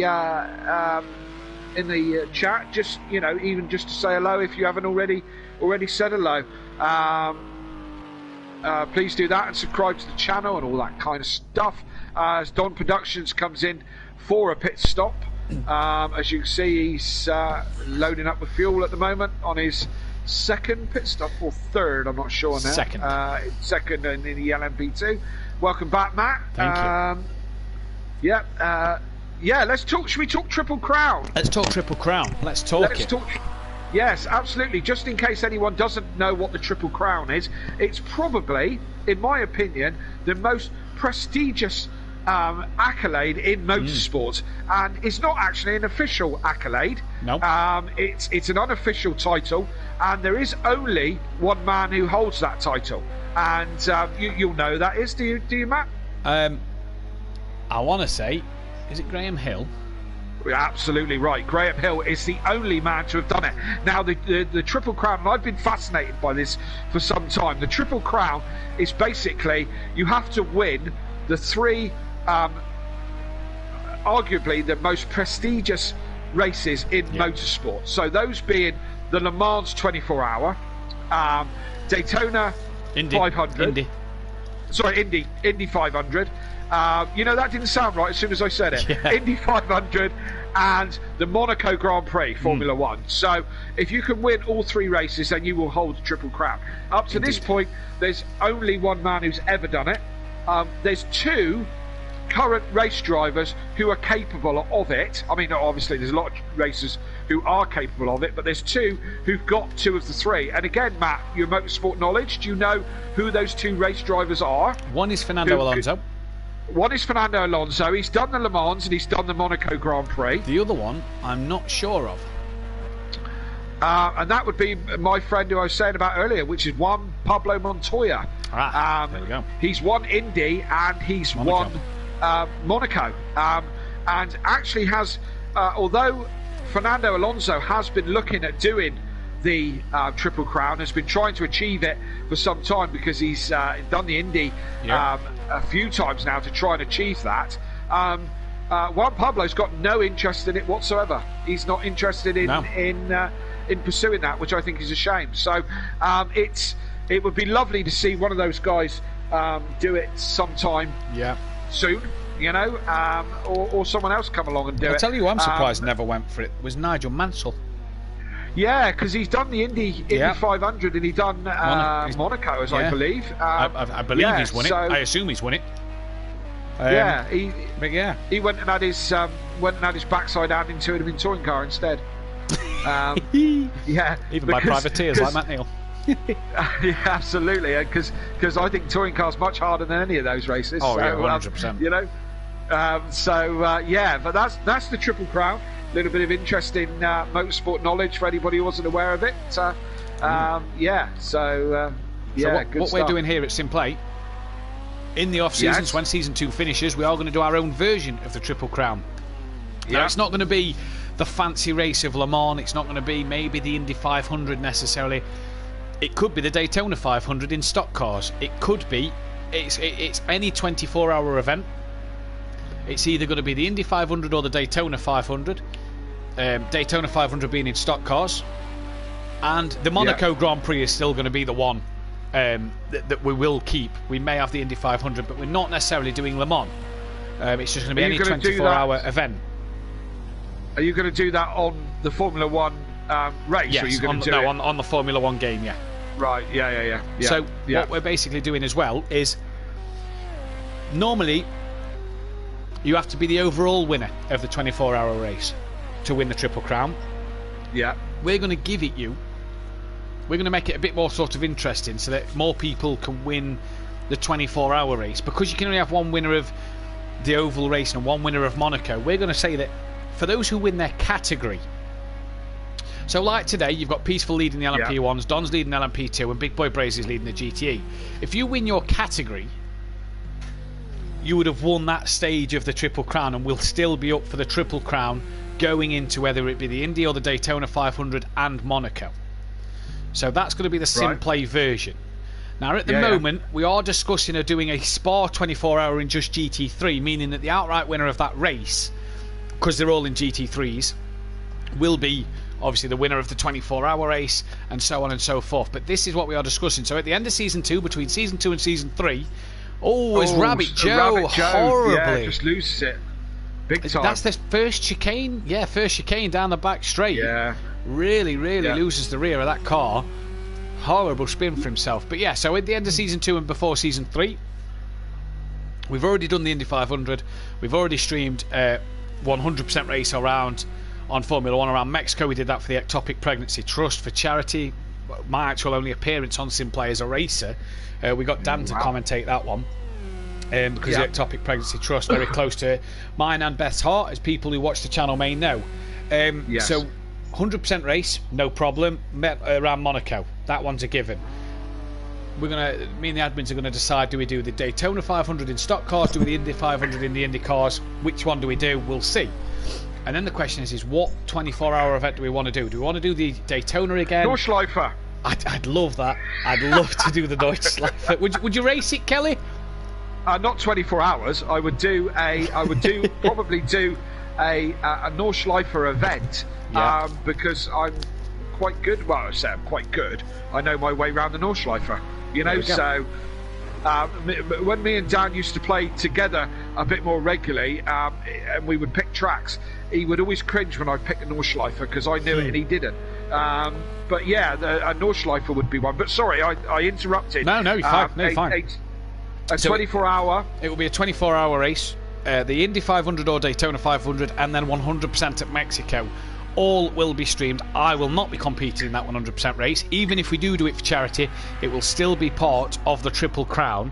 So make sure during the off-season you stay tuned for that one, as entries for that could be fascinating. Now, I do know that Keegs and his dad Welshie teamed up in the last 24-hour race and shared a drive under Keegs' account.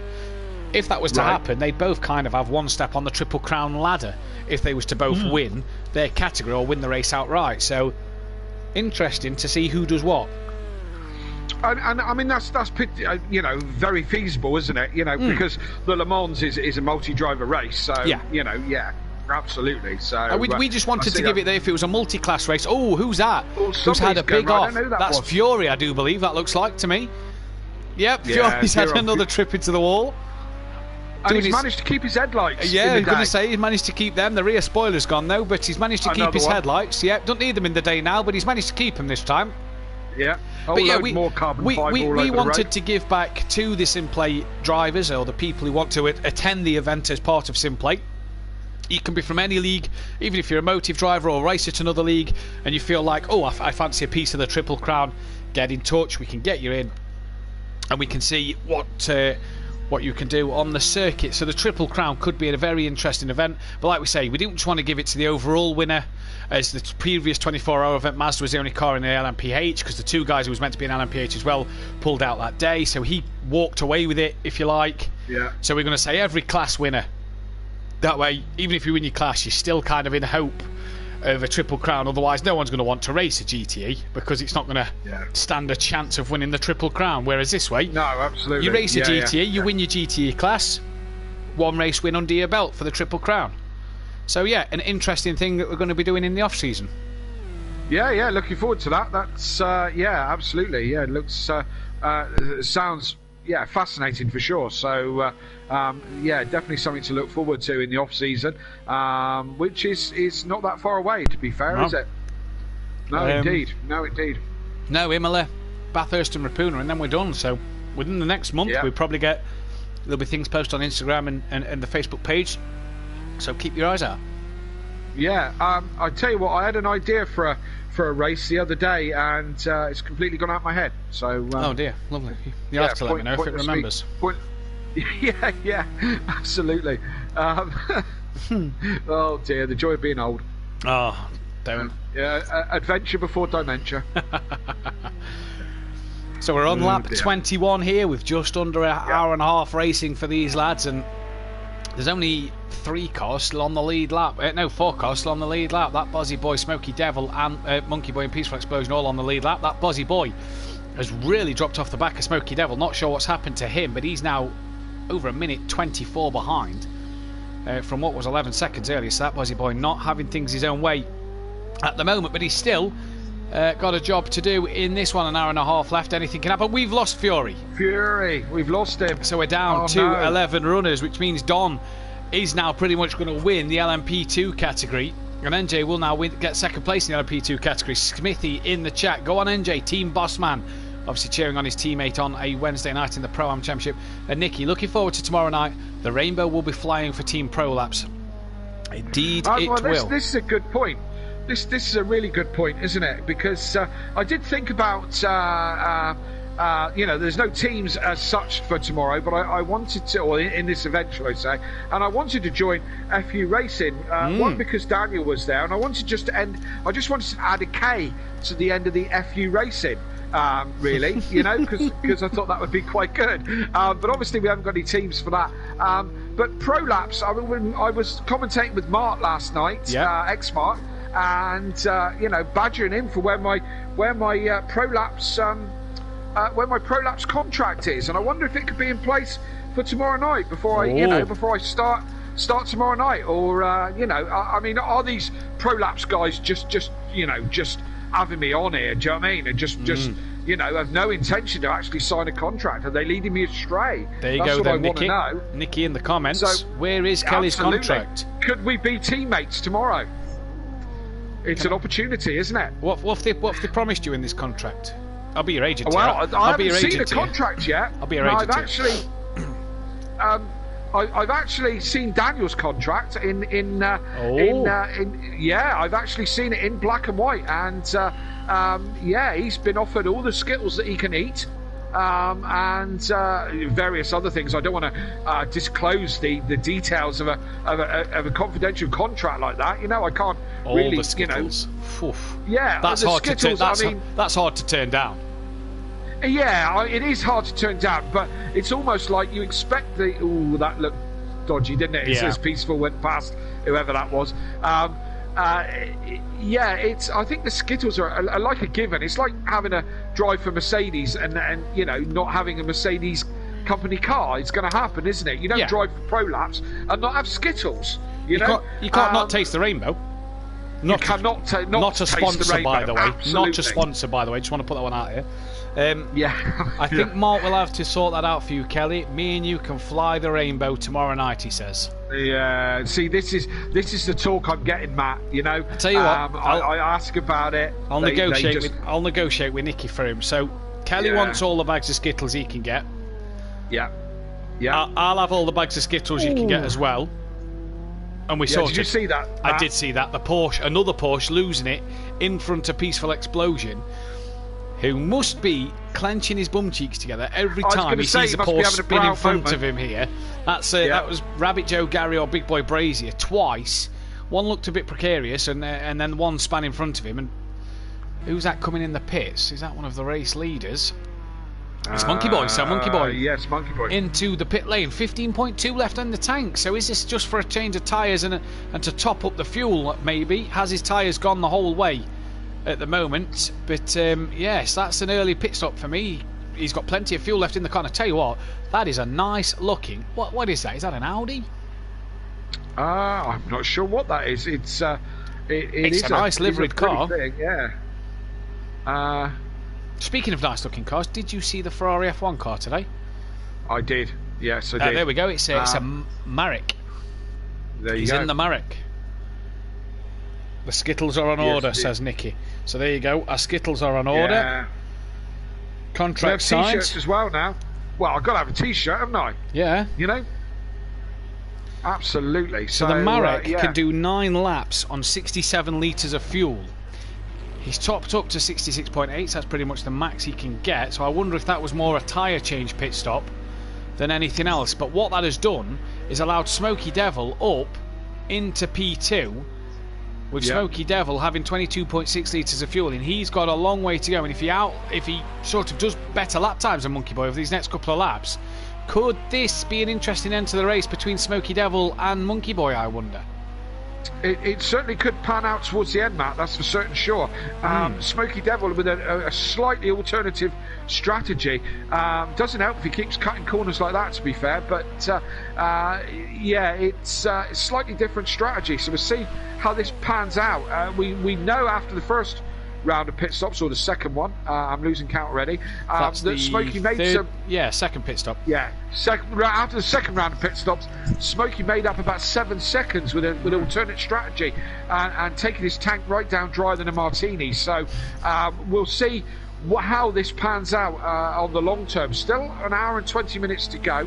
We are, well, basically half distance, aren't we? Yeah, pretty much. Yeah, half distance, 11 runners left. Peaceful's been pretty much the man in front from the start. He had a good battle with Keegs. Yep. We're having a cracking battle with Keegs until Keegs' internet let go. So we were deprived of that one. But since then, he's now got 1:40 in front of Smokey, but hasn't done a third, as just as I was about to say, as Peaceful comes into the pits for what would be his third pit stop. 7.2. Yeah, would that have got him another lap?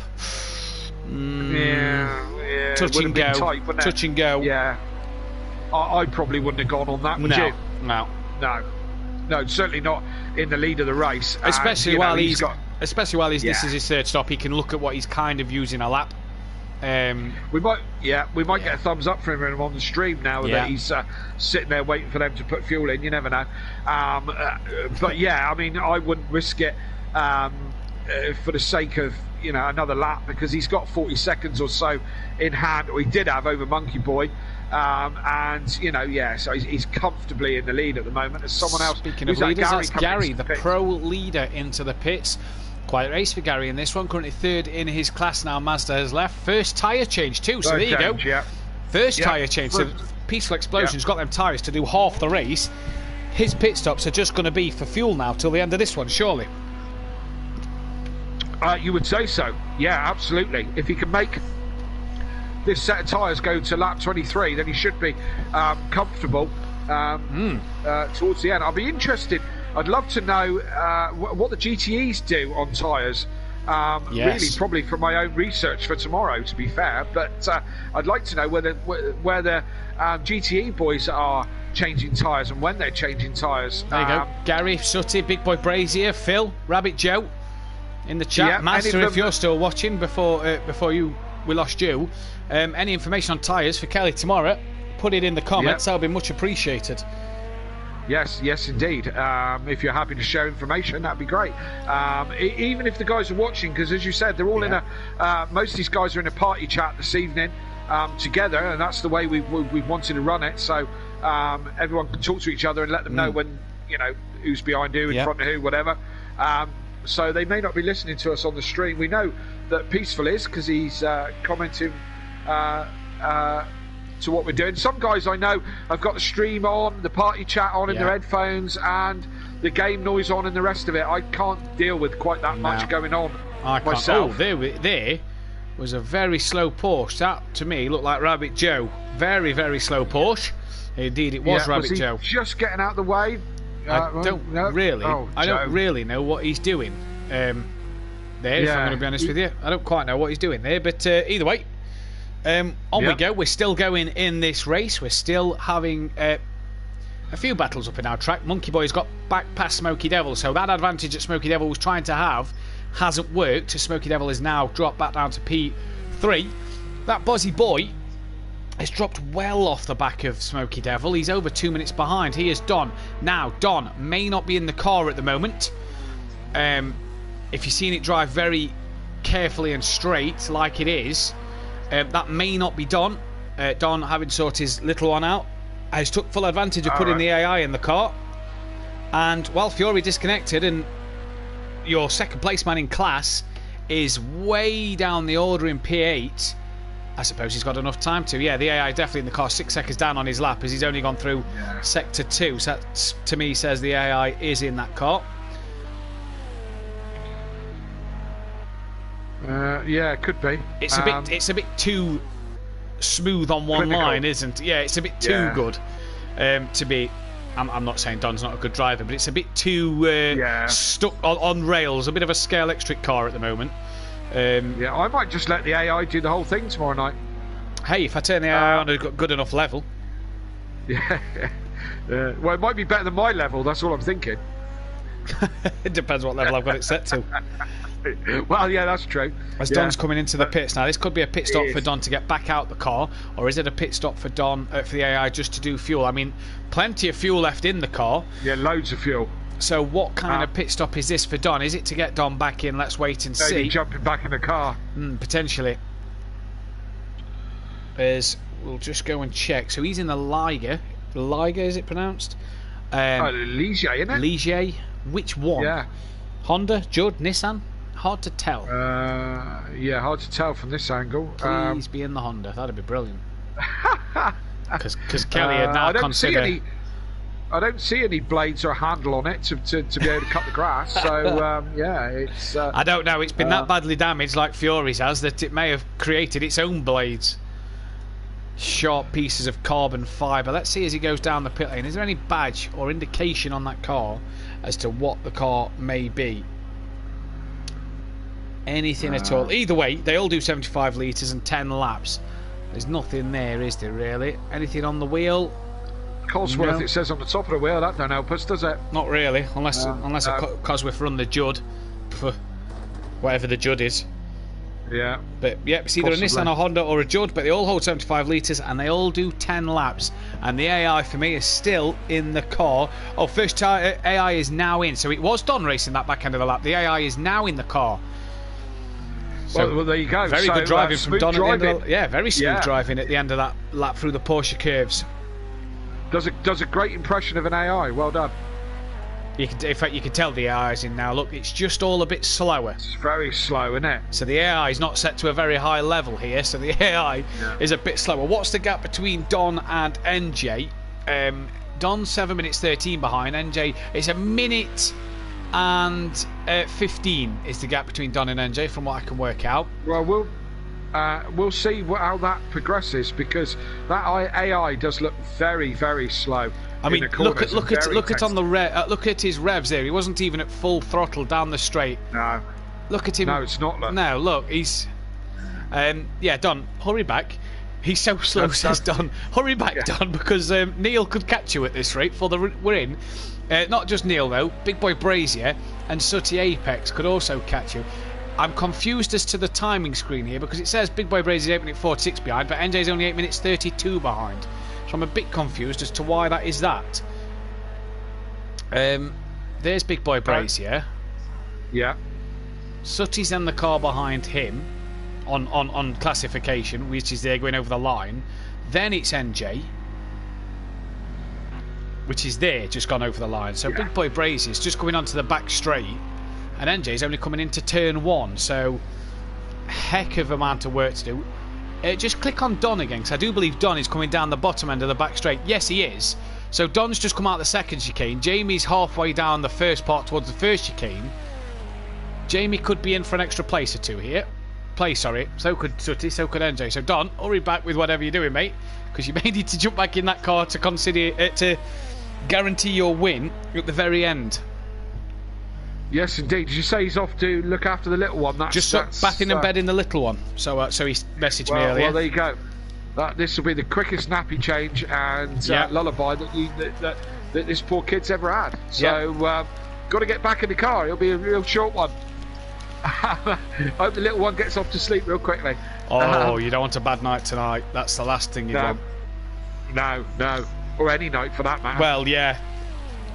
Imagine winning there. Imagine this being for the Triple Crown, and you're leading the category, and one hand on the Triple Crown trophy near enough, and you've got to put the AI. I mean, that could arguably be my fault. When we did the 24-hour race, the AI was set to a higher standard, obviously due to needing to go to sleep and things. So the AI was set to a bit of a higher level. I mean, look at this. He's 38 mile an hour into the corner. That's brilliant. NJ's on the back of Sooty for position according to the track map. So it's just slow, 30 mile an hour. Up 25 round the cut. Yeah, back on the power at 30. Carry the speed. Good lad. Yeah, well, obviously the AI this evening has been modelled on my mother. And her Peugeot 306. Brilliant. Diesel. Brilliant. So... absolutely brilliant. Yes, indeed. As we can see, Sooty is he's just been passed by it. Oh, NJ's clipped the. Oh, NJ's in the wall. Oh, who's that? Oh, wow. Oh, was that the leader? Was that the leader? No, surely not. No. Yes, no. It must have been that Buzzy boy. Must have been that Buzzy boy. NJ got all on the gravel. Here was that Buzzy boy. So NJ got all on the gravel, wide of the corner. Sort of lit the rears up as he rejoined, as that Buzzy boy was lapping him. And then it all just came together. Just as NJ was starting to find some momentum and getting a groove recently of catching Sooty as well, he's lost all that time back to Sooty. 4 seconds back to Sooty Apex then, so he's got to get going here to really gain on the back of Sooty Apex, to try and close down on Big Boy Brazier, to try and then catch on what is technically as well, by the way, son-in-law, Don Productions. Really could do with getting his foot down to try and catch for that LMP2 victory, as Rabbit Joe is in the pits with 1 hour 11 minutes remaining. Yes, indeed. As you say, 1 hour 11 minutes remaining. Plenty of action still to go. It's an endurance race, as we all know. So these guys just trying to get into a routine, so on and so forth. Still out in front, Peaceful Explosion, who's had a bit of an off, hasn't he? Because he's lost the front. Oh, he has. He's lost he's lost his front clam off the front of that. So he's had a bit of a moment. We don't know what's happened. We missed that. And he must have lost that on his own, because everybody else is at the top part of the circuit. He's down all by himself, lonesome at the moment. So must have had a bit of an off all by himself. He's still got 40 seconds in hand, or 38 seconds in hand. So no, he's lost the rear spoiler as well. So he must have had a Huge quite off. an off really. Yeah. So just got to reset his head. NJ's in the pits. NJ's in the pits. What is that for? He's low on fuel, 8.6 litres before they put the nozzle in. So so he's obviously fuel time, wasn't it, for him? Yeah, I wouldn't be risking 8.6 neither. I think if I've not got 10 as I come towards the pit entrance, I wouldn't risk another lap. Yes, indeed. And you do get notifications low fuel, don't you? I guess if they're switched on. Joseph, you can switch them off. Joseph, Rabbit Joe has just said on the chat, I've put the AI in for a little bit. Oh, right, okay. Okay, I can't see why you'd need to put the AI in on a 2.4 hour race. I wouldn't have thought that would have mattered. Yeah, possibly tired. 17 years old, tired or fatigued after 2 hours 40. 1 hour 40 nearly. Oof. Dear. Yeah, I mean, hard to believe, really, isn't it? Fatigue and all that. Wow. Well, that doesn't bode well for me, does it? You'll be done after 10 minutes with the looks of things, then. Normally I am, to be fair. Look at it. Look how slow. Look. It's terrible, isn't it? Yeah. It's almost terrible. dangerous. Yeah. I think somebody should, black flag that. I mean, in all fairness, it's kind of my fault for not setting the AI to a higher level. If I set the AI to a higher level, I'll be on that tomorrow. Don't you worry. Yeah, no, don't you worry. Make sure you're consistent tomorrow. It's got to be the same, Matt. I'll leave it. Yeah. I'll leave it. So when everybody else puts them in and you get the outright win. I cannot believe this. He is lapping almost 1 minute slower per lap. That's what Don's just said. His AI is 1 minute slower per lap than Don Productions himself. I don't know. It's an outlap of 5 minute 39, so we'll have to see what he is. Don obviously will be keeping an eye on this. Oh, there's Big Boy Brazier actually passing Don. Yeah, go past Don. Yeah. Or Don's AI, should I say? Big Boy Brazier, P5 in the GTE class, ahead of both LMP2s.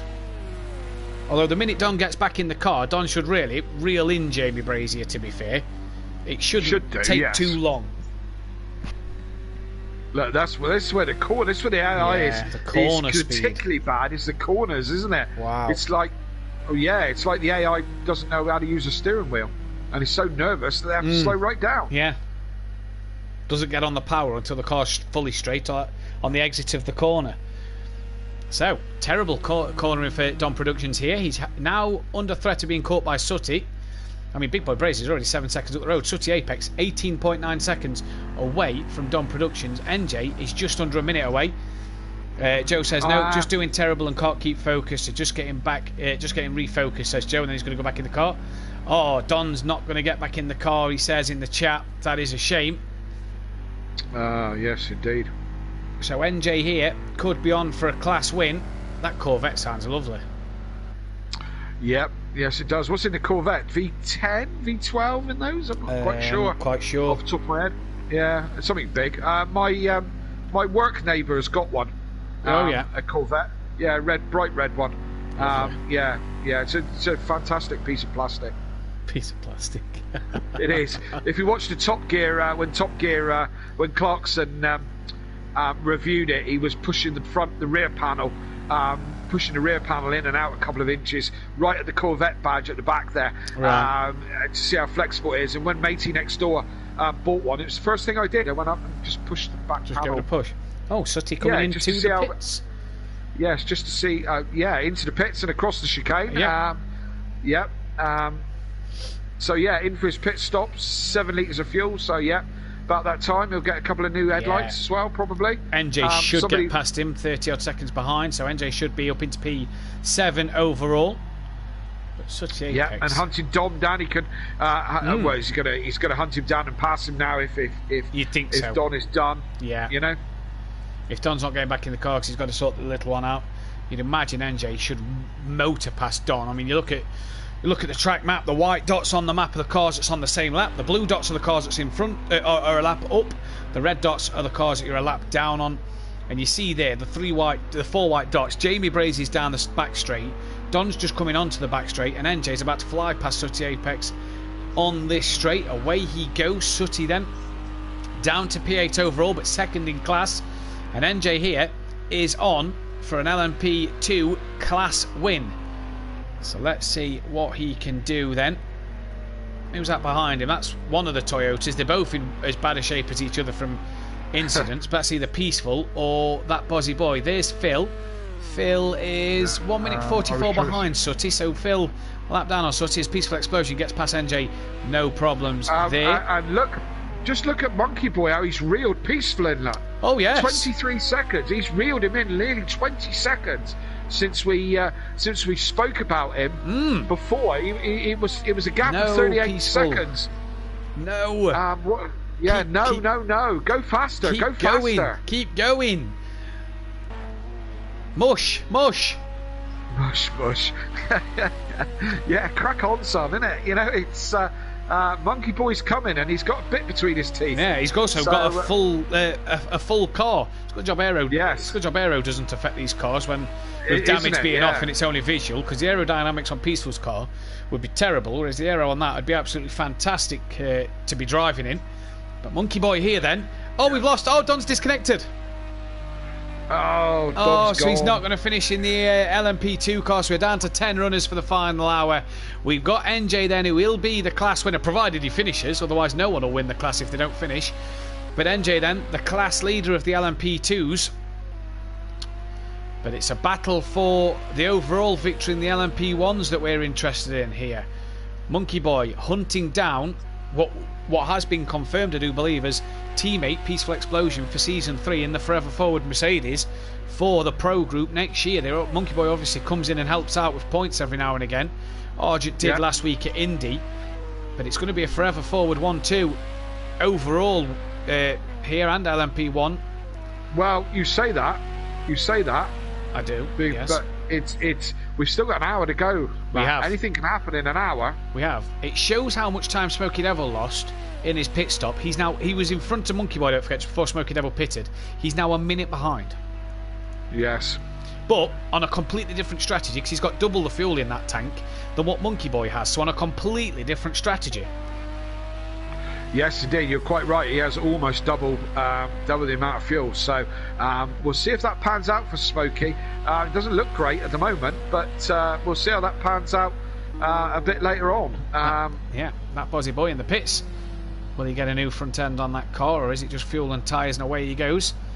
The difference between that one then and Peaceful's car is he's got a rear spoiler on the back of his. Yeah, not a lot of difference, but yeah, there must be carbon fibre just all over this track, everywhere. Yeah, I tell you what, it's a good job damage isn't, Tom, because could you imagine they'd have been sat in the pits for 2 hours 40 with some of the damage we've had tonight, not just racing on the track. I did worry about that when you started this, because I know it's normally Simplay policy, you know, to have damage on. And race with that damage on, which you know I've nothing against. But I did think to myself, oh my God, I'm going to be in the pits more than I am on the track.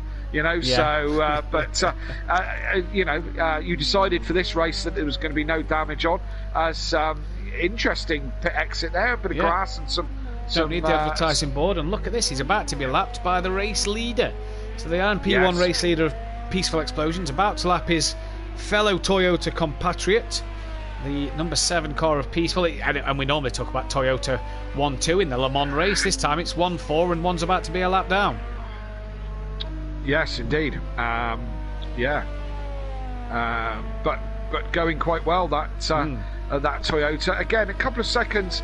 I was looking at the lap times, and Peaceful did a 3:39 on the last lap, so he lost 10 seconds to Monkey Boy. So maybe he had another spin, you know. Had a couple of really scruffy laps. He's back into a 3:30 on this lap, but still lost a couple of seconds. Yeah, still 2 seconds slower, and it's just that two. Oh, that Bozzy Boy dropped it. Yeah, dropped it, and Peaceful Explosion really has had a few people spin in front of him today that he's managed to avoid. And had that been a Thursday night in the GT3s, Peaceful would have probably got caught up in them incidents, but tonight Luck's just swinging his way, and had that one caught him up, we could be talking about Monkey Boy really gaining on the back of Peaceful Explosion as he's about to come up to put a lap on NJ, the sole LMP2 running after losing Fury and Don Productions, and NJ doing his job well, stays on the racing line as Monkey Boy makes his way past, which is the way to do it. And look at the difference in speed. Just one category up, but look at the difference in Yeah. the speed from Monkey Boy to NJ. Yeah, and as I said, this is not at the beginning of the show. This isn't a horsepower thing. They're not a million miles away on horsepower. No. This is more. This is race car design. Do you know what I mean? And aero and so on and so forth. So it's it's not about horsepower. It's they're all very evenly matched horsepower wise all the way through the field. So, but the speed difference is very significant, isn't it? Very significant. I don't know about the LMP2s. I know the LMP1s have a KERS button. For the extra battery power. Yeah. I know the LMP1s have that. Yeah, we see. Look, NJ doesn't. Yeah. Because I know on our view, it doesn't. The battery doesn't move at all on the LMP1 cars when we look at him. So it doesn't show that they're using it. Whereas LMP2s, look, no battery. So that will also help the fact that the LMP1s have a lot of battery and the LMP2s don't. That will not help at all. But Peaceful Explosion at the minute, 22.5. That time is just slowly being chipped away at here. Phil's in the pits. Yeah. Can Gary get P8 before the end of this one? In his Ford, quiet race for the Ford as Gary does go past now. He's 7 minutes ahead of, or is he 7 minutes? Yeah, he's about 7 minutes ahead of Rabbit Joe, so that one's not to worry about. Big Boy Brazier as well comes into the pits, so Phil nearly a lap down on his GTE car class leader. So Jamie in the pits. Where's NJ? NJ going for 5th place overall, where he should be, and obviously going to be the LMP2 winner. There is Jamie Brazier. NJ's just coming up to the Porsche curves now. So really, I'd say we'll pass Jamie in the pits here and should be in 5th place and not look back from 5th place, where he should be, really, where he struggled as MJ tonight early on, and I think he's found his groove the longer this race has gone on. I think that's a fair comment for sure. I mean, he's going to be class winner because everyone else has dropped out, but you're right, where he should be is P5 on the performance of the car, and it looks like he's going to move his way into that. I mean, he's still got plenty of fuel on this stint at the moment, and there you go, there's Jamie still in the pits, and there goes NJ flying past just now. P5. Yes, indeed. And like you say, Kelly, plenty of fuel in that car for him to be able to now extend his run and pull away from Jamie, and because the difference in the speeds, able to easily just keep as Phil maintains himself out of the way there as he rejoins from the pits of NJ's way. NJ is here just with that extra fuel in the car before he pits again. Will be that far clear of Big Boy Brazy that Jamie probably won't see NJ again this race. Yes, well, you would think so. One thing to look at as well, 20 seconds, that was just 19.5. Monkey Boy to Peaceful Explosion. He's took another 2.9 seconds out of Peaceful's time. So Monkey Boy's coming here, and he's coming quite quickly. Yes, and this is the most interesting, kind of fight on track at the moment. Peaceful had it mostly his own way. He's had hasn't had the best of stints for this one, as we see that, as you can see the lap delta there. Monkey Boy is improving on his own times because he's putting up green sectors. I mean, he can't. I don't think he can physically see Peaceful yet. No, I don't think he can. No, Peaceful's just gone round the corner at the bottom of the circuit on the track map. He's the white dot. So yeah, that car in front isn't Peaceful. That's a lapped car. But Kelly, this is the thing of endurance racing, isn't it? For the viewers watching, 10 people watching at the minute. Slow and steady at the start, and then this now into the final 50 minutes. This is where it starts to get exciting, where we're looking at Monkey Boy, and pitch strategies may differ at places at times. Monkey Boy is started to bring himself into this one, where he's now going to be going, right, I'm clawing him in, I'm gaining on him a couple of seconds a lap. By the end of this lap, at the end of this race, when we're on our final stint, it could be a dash to the line. Yes, indeed, and I mean, Monkey Boy is the fastest man on track by quite some margin at the moment. Quite some margin. So he's on a charge for certain, sure. If he can maintain it, he's going to be lower. He's going to be looking at pit stop this lap any second now, to be fair, wouldn't he? You know, so this, you're quite right. This lap is going to be. Where's Peaceful on fuel? Again, it's going to be. He's got one. We'll see if he. Yeah, no, another lap. We'll see. He's just coming through the Porsche S's there. So Let's see if he turns right and goes into the pits, or if he goes through for another. Now he's going through for Yeah, another. he's going to take another one. I'm thinking Monkey Boy is going to have to pit. Yeah, 7.9, and he's not yet at the pit entrance, so Monkey Boy will have to pit here then. Peaceful Explosion needs the in-lap of his life because Monkey Boy is the gap's down to 18.3 seconds. So Peaceful Explosion needs the in-lap of his life here to pull away from Monkey, to make sure that his in-lap is just as good as Monkey Boy's. Rabbit Joe clearly doesn't have the... is clearly not back in the car yet, because that was Liam Gamer just putting a lap on a very slow Joe through the chicane. Yeah, slow Joe's still on a siesta. He's obviously having a little nap, bless him. It's been all too difficult for him and too tiring, so he's off on a siesta for a minute. Yeah.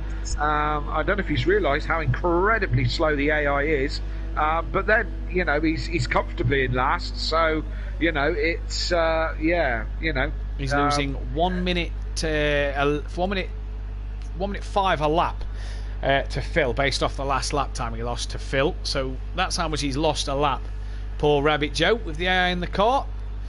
Just looking at the other times, Sutty's about 40 seconds, 38 seconds behind Big Boy Brazier. Gary about a minute behind Sutty. And there is the race leader then, with Monkey Boy in the pits. This guy needs the in-lap of his life because he's got to pit at the end of this one. And they were where were they? 22 seconds apart? When, 18 and a half. Was it 18 and a half when Monkey Boy came in? Yeah. So yeah, Peaceful needs to get on with it now. Needs a cracking in-lap.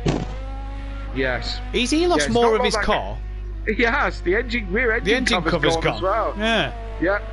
So look at it. Another it mistake. It would just be a chassis in a minute. Like the Fred Flintstone car, just him holding it up, running down the back straight with his feet. Yeah. As he goes That's along. End up. Oh dear. Well, Peaceful then. I mean, if Monkey Boy's been lapping the way he's been lapping, 328s, 327s, he's been a good second or two quicker than Peaceful over the last couple of laps. Peaceful will be in the pits for what? A good 30-40 seconds, we reckon here, if not more, for a full tank of fuel. Yeah. We know he's not going to change tyres because his tyres are doing the full distance. But, yeah, interesting here to see what's going to happen. Yes, indeed.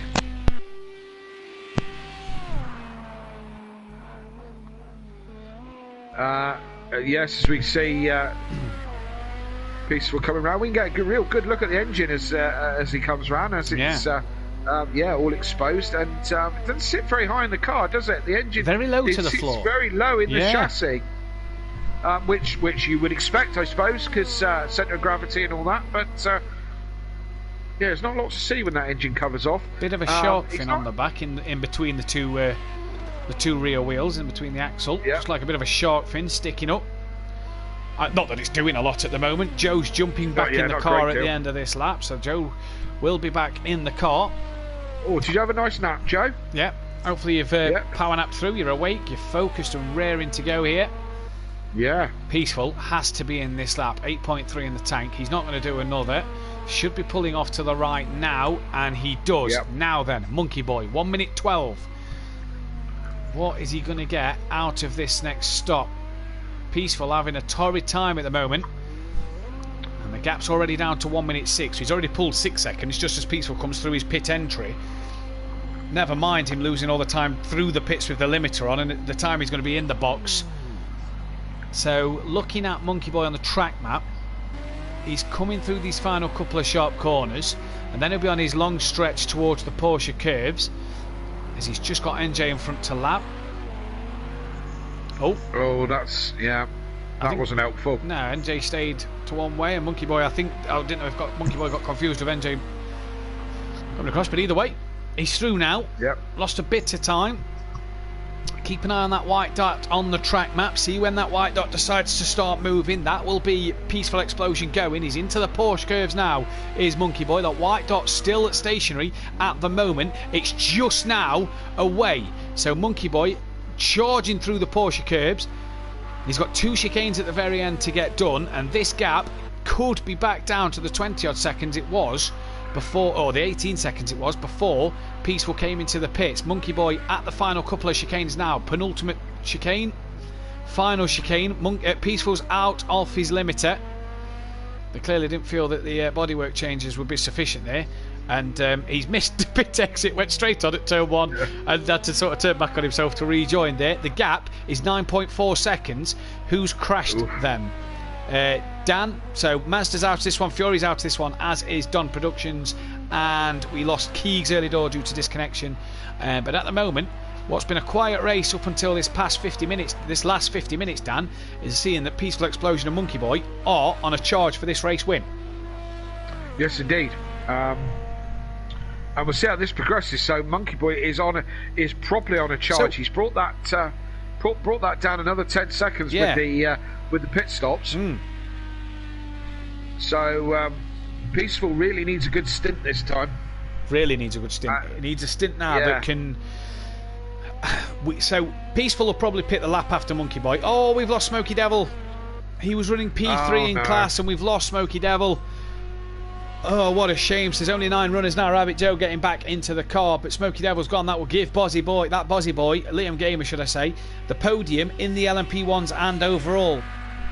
So we've lost yet another driver. Hopefully we don't lose this many drivers tomorrow night. Hopefully we can finish with as many that start, to be honest with you. I'm hoping that's going to be the case. 2 hours 40 and guys aren't getting the job done. Incredible, isn't it? But Peaceful Explosion has got to now find the stint of his life. I reckon they'll be pitting again before the end. Maybe once. Maybe one more pit stop before the end, do you reckon, for the pair of them?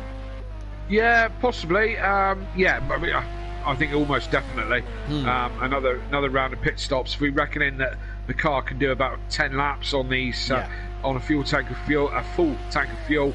It'd be marginal towards the end, so we'll see. But I would say almost definitely we're going to have another pit stop. As you said, Dan's in the comments. I take it you finished racing, Dan, and you finished commentating. He was over on Motive this evening, IACC GT4. So I take it they finished over there already. Yeah. Unless he's got time to chit chat. Hope it all went well. Hope he had a good stream and good clean racing over there. Oh, as apologies. Apologies? Who are we apologising to? Sorry, my remote decided to just die on me. There we go. And you've now got me back, so apologies to those on the stream. My remote died. You will get a blue screen pop up. That'll obviously happen before I can even comment. There it is. Apologies about that one. But we're back live with the action. And Peaceful Explosion then has just pulled out a second here. Oh, no, the Porsche. Who's that in the Porsche? Ooh. That's either Rabbit Joe, Big Boy Brazier, or Gary. It's not Rabbit Joe. Oh, it's Gary. It's Gary. Oh, of all people being... Oh, Gary getting in the way. Naughty Gary. Tut. Terrible. Either way, Peaceful through. Lost 3 seconds because of that. 47 minutes remain here. What's going to happen? So Monkey Boy will be the next man to come up behind Gary. Let's see if he gets such a good run. Now, is Monkey Boy's car, Kelly, the only car that's fully intact? I mean, look at that. That looks brand. That looks like it did when it started. Yeah, it does look in good shape. I mean, it's not even dirty, you know. So, but Smoky Devil's just commented, flipped it, didn't have a reset button. Oh, there we go. So he couldn't get back on all fours. That's what happened to Smoky Devil, and what a shame. Yeah, a sign. Could you not return to pit? I don't know. No, now you return to pit, retires you from the race. Yeah, so absolutely. Yeah, so need to assign a reset button. I'll remember to do that myself tomorrow. Make sure I do that for sure. Do you know what the best thing was when we did our Daytona 24, 2 laps into the race, Mazda flipped and was on his roof and didn't have a reset button. Luckily enough, he didn't have to retire because there was a bit of a mass disconnection. We lost Andy, we lost Gary, we lost someone else. So we decided to restart the server and take the first half an hour off the time. Right. As we restarted the server, meaning that Mazda could set himself up a reset button and had a second chance at the race. 2 or 3 laps in, he flipped it and was like, oh, well, I've only done 5 minutes, but I'm already out the first race. Yes, as I said, I'm going to make sure that I put a reset, make sure I assign that reset button. Kelly, I've got a question for you. Yeah. Go on. Received a text message from DJ Phil. Now, I know obviously we're not running teams, But DJ Phil says, does KLF want a teammate for tomorrow night? The one who is commentating with me. So DJ Phil offering to be a teammate of yours for tomorrow night. Obviously, no points on offer, nothing being scored, but he's offered to be a teammate for tomorrow night. So there you go. Oh well, yeah, a couple of DJs together, you know. Yeah. So DJ. yeah,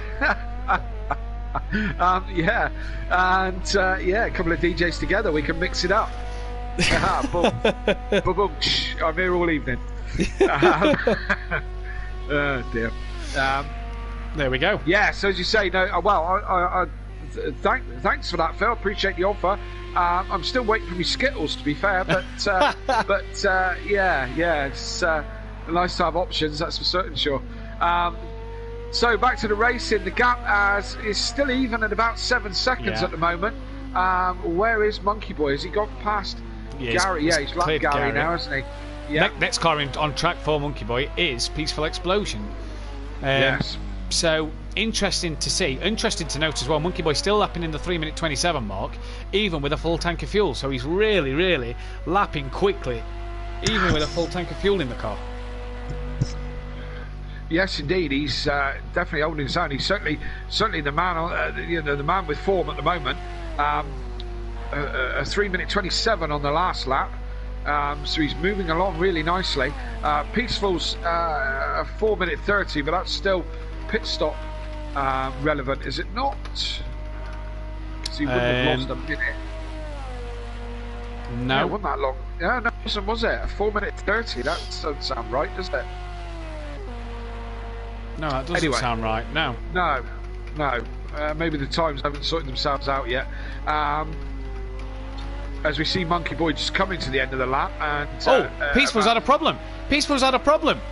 You can hear the LMP1 car. There is Peaceful Explosion, and Monkey Boy with 43 minutes to go has taken the overall lead of this race and the lead of the LMP1 category. What has Peaceful done here? Oh no, Monkey Boy's lost the car. Look at this. Oh my God. You couldn't make it up. Peaceful lost the car at one stage. Now Monkey Boy's lost the car, and Peaceful's back in the lead. Peaceful, keep it together. God damn it, we're cheering you on still. Come on, 43 minutes left, boy. Oh dear me. Peaceful, for all the bad luck that poor old Peaceful's having, he's having the luck of the Irish tonight. Monkey Boy gets past him. And then drops it all by himself, crazy. It's very much not over, is it? Do you know what I mean? Monkey Boy is only 2 seconds behind, so the gain out of all that was in Monkey Boy's favour. Yeah. The net gain. He's now gained 5 seconds and only 2 seconds behind Peaceful. And more importantly as well is he'll get that slipstream. The closer he gets, that little bit closer, he'll be in Peaceful's slipstream and he'll start to gain on him even quicker than what Peaceful would have liked. Monkey Boy then having to do bits. NJ up into P4 overall. He's in the pits. Now this is the one that we was looking at. Will NJ get overtaken by Big Boy Brazier on his pits? This is the one we was discussing. I didn't think NJ would. So we'll have to keep our eyes on that one.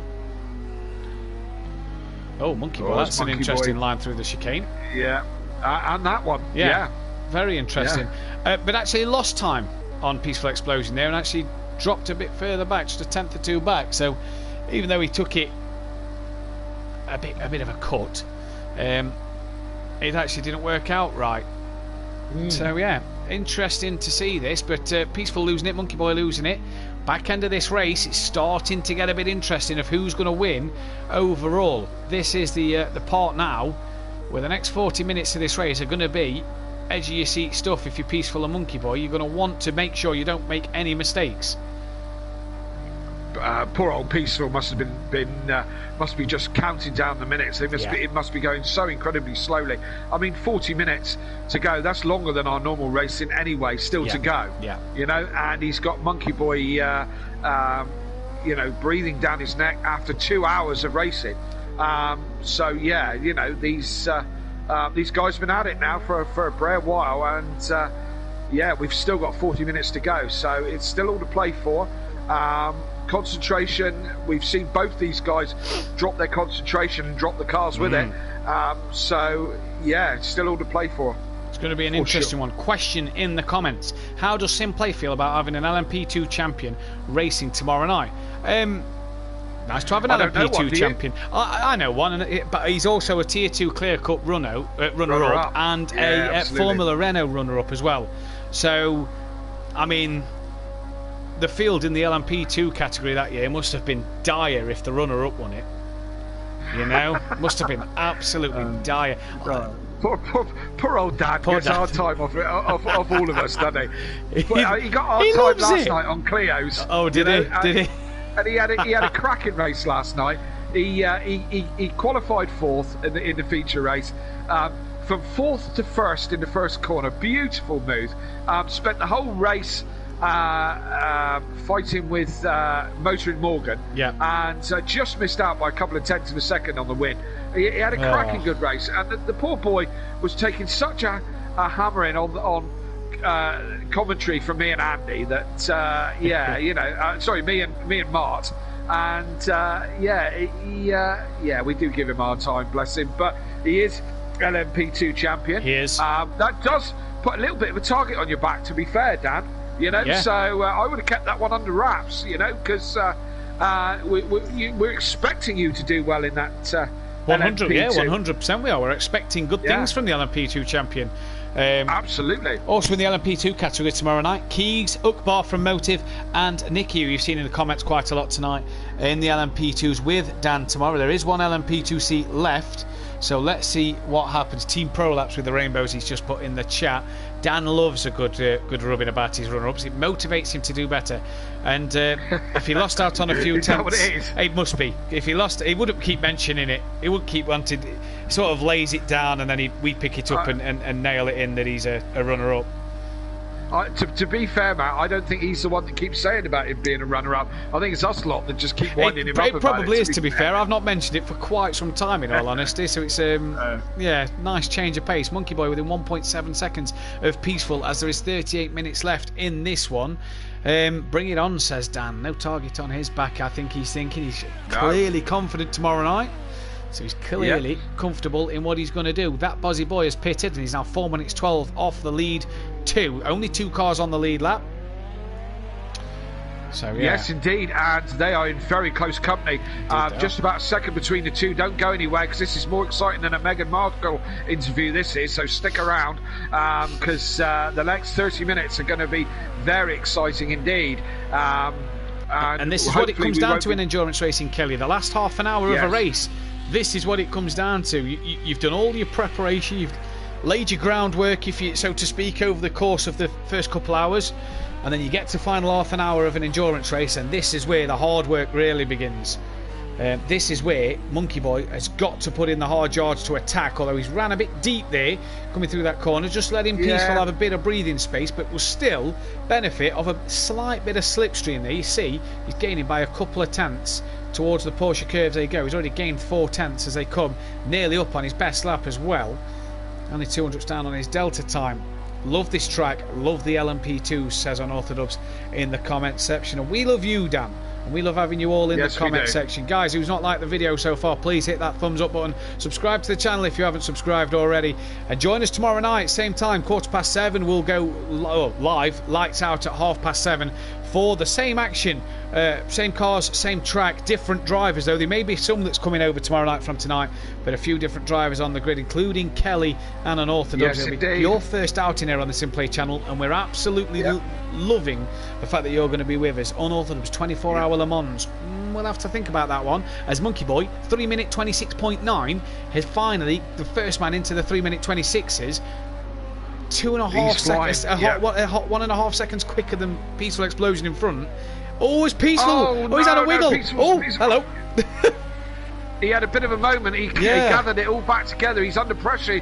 You can see this from Monkey Boy. Come on, Peaceful. Monkey Boy has a off as well. Oh dear. It's all topsy-turvy at the moment. I was just about to say, I'm not picking on you, Monkey Boy, at all, but we do want Peaceful to do well and keep it all together. But both these guys have driven extremely well. Yeah, absolutely top indeed. Stuff. And either one of them... Sorry, go on, Kelly. I was just going to say, either one of them is is worthy of the win. Yeah. It's just that we've been on poor old Peaceful all season about getting a good racing because he seems to have so much pace. Yeah. In the Mercedes. in the Mercedes and the GT3s. That we just want him to do well, but as I said, either one of these is deserving. But we're not done yet, so no. And look at Peaceful just weaving, trying to break the slipstream there. Brian trying to break the toe, doing everything he can to defend this one from Monkey Boy because he knows that Monkey Boy is quick, very quick. Indeed, he does. Unorthodox in the chat. Is Gary leading the GTE? No. Big Boy Brazier is. Sooty Apex second. Gary P3 was 4 seconds slower than Sooty Apex last lap. Big Boy Brazier lapped in the 3-minute 57s. Sooty lapped in the 4-minute 1s. Phil was actually the second quickest man on track last time around. You can tell Rabbit Joe's back in the car. His car's under 5 minutes this time around then. NJ, quiet race for him on his own now. The only LMP2 car running in this one. NJ P4, 11 minutes off the leaders in the LMP1s. As Monkey Boy within a second of Peaceful. Yes, indeed. What I'll do, Dan, is I'll give you a little tip. If you look into the left-hand top corner of the screen, you can see where everyone is. That normally gives it away a bit, doesn't it, Kelly? It does. I thought Dan had worked that one out, being a commentator already, but Peaceful! Oh no, Peaceful's dropped it. Dropped it again on that corner. He's having a bit of lag, is he not? He kind of hopping around the place. It looked a little bit. We won't jump on board with Peaceful. Stay on Monkey Boy because then that way the lag doesn't hurt as much on the drive you're on board. But that was a strange one. Seemed to bounce off the wall back onto the track and got going again, and has managed to pull 4/10 in front. Poor old Monkey Boy must be thinking, how many mistakes. How many mistakes is Peaceful going to get away with? You know, as I said, he's had terrible luck all season, but he's having a few problems, but still managing to keep it in first place, but only by half a second, and still with 30 minutes to go in this race. Indeed, he is. Same place as Daytona is Garrett. Yep, same place as Daytona. P3. So yeah, all good fun. If you miss what happened to Gary at Daytona, check out the 24 hours of Daytona race that we did and look at Monkey Boy gain on Peaceful through the chicane. But Gary's wheel overheated and kept him at the side of the track, so he wasn't able to drive. His wheel had basically just shut down on him, complete shutdown. He wasn't able to drive the car for a good half an hour until the wheel had cooled down, and then he got back to the pits and he'd put the AI in the car and he had to unscrew the wheel. This meant that Dan was about 6 laps up on Gary at the time when Gary got going again, but Gary then had to unscrew the top of his wheel to let it cool down. The best thing is, and this makes me laugh all the time, he was in a party with his brother Little Leach, as Monkey Boy's all over the grass trying to get past Peaceful. So he was in a party with his brother Little Leach, both on the T150. You'd have thought, nah, it won't happen to Craig, will it? Won't happen to Craig. His brother's wheel's gone down. He'll pit for the AI. Nah, surely won't happen to Craig. An hour later, Craig did the same thing. There you go. You know, you'd have thought, I'll take the advice, pit for me AI, let the wheel cool down while the AI is doing a few laps. No. Yeah. No. Well, the advice there is Logitech. Have one of them instead. Yeah, Logitech, Fanatec. Yeah. Logitech are a bit cheaper though, so I'd probably go for that one myself. But yeah. Don't get a T150 is my advice. Yeah, absolutely. Although it's funny Gary is the pro champion on him. There's still a good wheel, just not for endurance racing. No, indeed. For sprints, for sure. It's funny, since I've been involved in sim racing, more than just going into general lobbies, like the whole Big Brother thing does on Facebook, I keep getting adverts for fancy sim rigs. Which, all the time, which I can't afford and don't want, to be fair. But I keep getting the adverts for them all the time. I keep getting a lot of adverts for Fanatec wheels, and it's like, yeah, they're nice, yeah, it'd look brilliant, but for what I race nowadays, which is pretty much nothing, I race the F1 in Motive and that's about it on a Friday night, there's no point wasting all that money on one. I keep threatening that I'm going to build my own sim rig, because as people know or don't know, I've got my main job is I have a fiberglass company and I manufacture parts for Volkswagen vans. But in my emporium of toolings, as Monkey Boy goes. That's unfortunate, isn't it? Just out as he was just trying to get round whoever that was in front of him. Apex. Sooty Apex. He run into the gravel. That's giving Peaceful some breathing space now. 5-6 seconds and still gaining that gap. As said, that's giving Peaceful a nice little breather. As I was saying, in my emporium of fiberglass toolings, I have a bucket seat moulding that we manufactured for a local college for a soapbox project many years ago, and I still have the tooling. It's a full-size bucket seat, so I keep threatening that I'm going to build my own rig, and I'm going to build a fiberglass seat, and I'm going to build a box underneath it with a big subwoofer underneath it. So the sound of the car will vibrate through the seat as Monkey Boy goes for a pit stop. 14.8. Could have potentially got one more lap in. He could have done, but he might want the reset and the mind reset really of. Now, interesting thing, that should get him to the end. Yeah, half an hour left. Yeah, I think it probably will. Yeah. So if he's pitting this lap, Peaceful should pit next lap. That's the way it worked last time. Let's see what it does this time, though. But Peaceful, bit of breathing space for the time being here. Yes, so this is Peaceful's opportunity to get his head down on this final stint and just keep some consistency for Monkey Boy. Sorry, Kelly, what was you saying about the subwoofer and seat? I was going to add a subwoofer to physically bolt it to the bottom of the seat. Yeah. So it vibrates, the engine noise vibrates through the seat, and gives you a different perspective on racing. I thought it might make for an interesting project, and and see how it pans out. Although unfortunately, I haven't got anything like the time to do it right at the moment. So one day we'll get around to it. Plus, my missus still won't let me have the spare room as a sim room, but we're still working on that. But she's smiling at me as to say, no bloody chance. PA Monkey Boy then comes out the pits, 48 seconds behind Peaceful Explosion. And what's Peaceful like on fuel? He's 18. Yeah, he could do 2 laps on that, couldn't he? We'll see where he is. Yeah, we'll see where he is at the end of the lap by the time he comes up to the chicanes. He's a long way. Yeah, he's a long way off the end of the lap. I'd say if he's got just over 10 litres in the tank, I'd say he's good enough for another lap. But it's going to be close. You're going to be touch and go. I reckon obviously these guys will be clever enough. These guys will know what they're using per lap, and have figured that one out pretty early, I'd imagine. So it'll be interesting to see what they do. But anybody's game at the moment. The pit stop will take around 40 odd seconds, I reckon. So Monkey Boy will be within 10, anywhere within the sort of range he was to Peaceful Explosion. Anyway, Big Boy Brazier leading the GT category by 43 seconds from Sooty Apex. He's only 35 seconds behind NJ.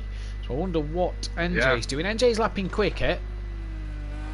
So when did NJ pit? NJ pitted not too long ago, did he? So I wonder if Jamie had pulled a lot of time back, and now NJ sort of re-gapping Big Boy Brazy, if you like. It could be. I mean, Jamie's still got an awful lot of fuel as well. So what's NJ got in 21 litres? I think he's got to pit again. So he's got another 2 laps tops before he has to come into the pits. There we go. Peaceful's at the Porsche curves. Yeah, he's just coming into the Porsche curves, isn't he? So we'll see if he jumps into the pits. It would make sense. 15.6. It makes sense to cover off Monkey Boy, yes. Running low fuel like he is, if he's already worked out what he's got in the tank, what he uses per lap, if he knows he's not going to use 15 litres as he's coming up to the pit lane now, he could do a flying lap on really low fuel, and he's going to do a flying lap on really low fuel. So he's really got to nail this lap. He's got to do really low on fuel. You'll be on fumes as you're coming into the pits near enough, probably a litre or 2 in the tank. But this is a smart move from Peaceful Explosion. Do that extra lap, see what your gap is to Monkey Boy, although Monkey Boy has gained 2 seconds, but he's only just coming up to the Porsche curves now, so he's got a slow section in front of him. And literally just unlike Peaceful Explosion, who's going to lap the back marker just onto the back straight, Monkey Boy's got 2 cars to lap and may get to the back of this Porsche, who goes well off the track there, so Peaceful gets through even easier. Monkey Boy may have 2 or 3 cars to lap on his next lap, so that could hold him up a bit also. Yeah, who was that he passed? That was Jamie, wasn't it? Yep, there we go. By So the Jamie's looks of been lapped, yep. Yeah, I think it was with the level of damage. Yeah, that's Jamie, that's Peaceful. So it was Jamie that he just lapped, who got out of the way and on the grass to let the leader through. As you say, with this, none of the back markers are obliged to get out of the way. No. They can if they want to. Yep. But they're not obliged to, are they? No, not obliged to. So No. the leaders have to do the overtaking, very much like you'd see in the World Endurance Cup in real life. The leaders are to make way, not to make way. The leaders are to get past off their own pace and off their own merit, which is a rule I like, and I like a lot of. A lot of blue flag arguments in motor racing, and I think it should be brought into more motorsports, because that Formula way... One. Yeah, definitely. Formula One sure. especially, because the difference in power in that, a Mercedes would lap a Williams, no problem. No problem.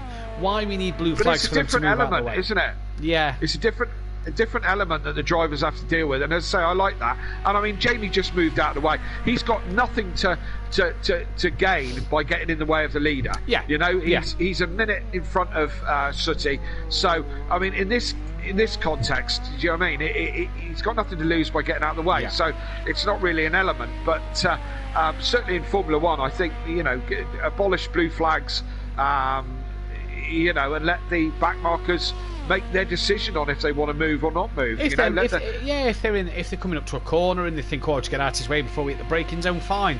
If you're down like the back straight at China, which is so long, then let the Mercedes pull onto the marbles and overtake. Why do the leaders get preferential treatment? Let them overtake. If they're in the quicker car, prove they're in the quicker car by passing them. Don't let them through. That doesn't mean anything. Oh, there's a quicker car behind you, so let him through. That doesn't mean he's quicker.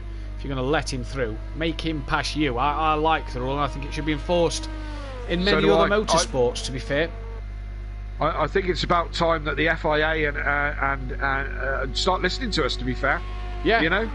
John Todd, if you're watching, John we know Todd, you do. Yeah, he will be watching. He normally does. He always is, yeah. Yeah, absolutely. If you're listening, John, you know, we're in your country as well. You know, come on, listen to us a little bit. Yeah. And, sort these things out a little bit. We want blue flags abolished, and I want a reverse grid in Formula One. I want a sprint race and a reverse grid. There's a sprint race coming this year, isn't there? They're testing the sprint race this year. They're testing a sprint race. That's Peaceful goes in. Pits. I tell you what, yes. Wasn't far off another lap of fuel there. Yeah, what did he? He's got 7.5. 7.5. He needed about half a litre, just a bit more, to get an extra lap in. I'd have said.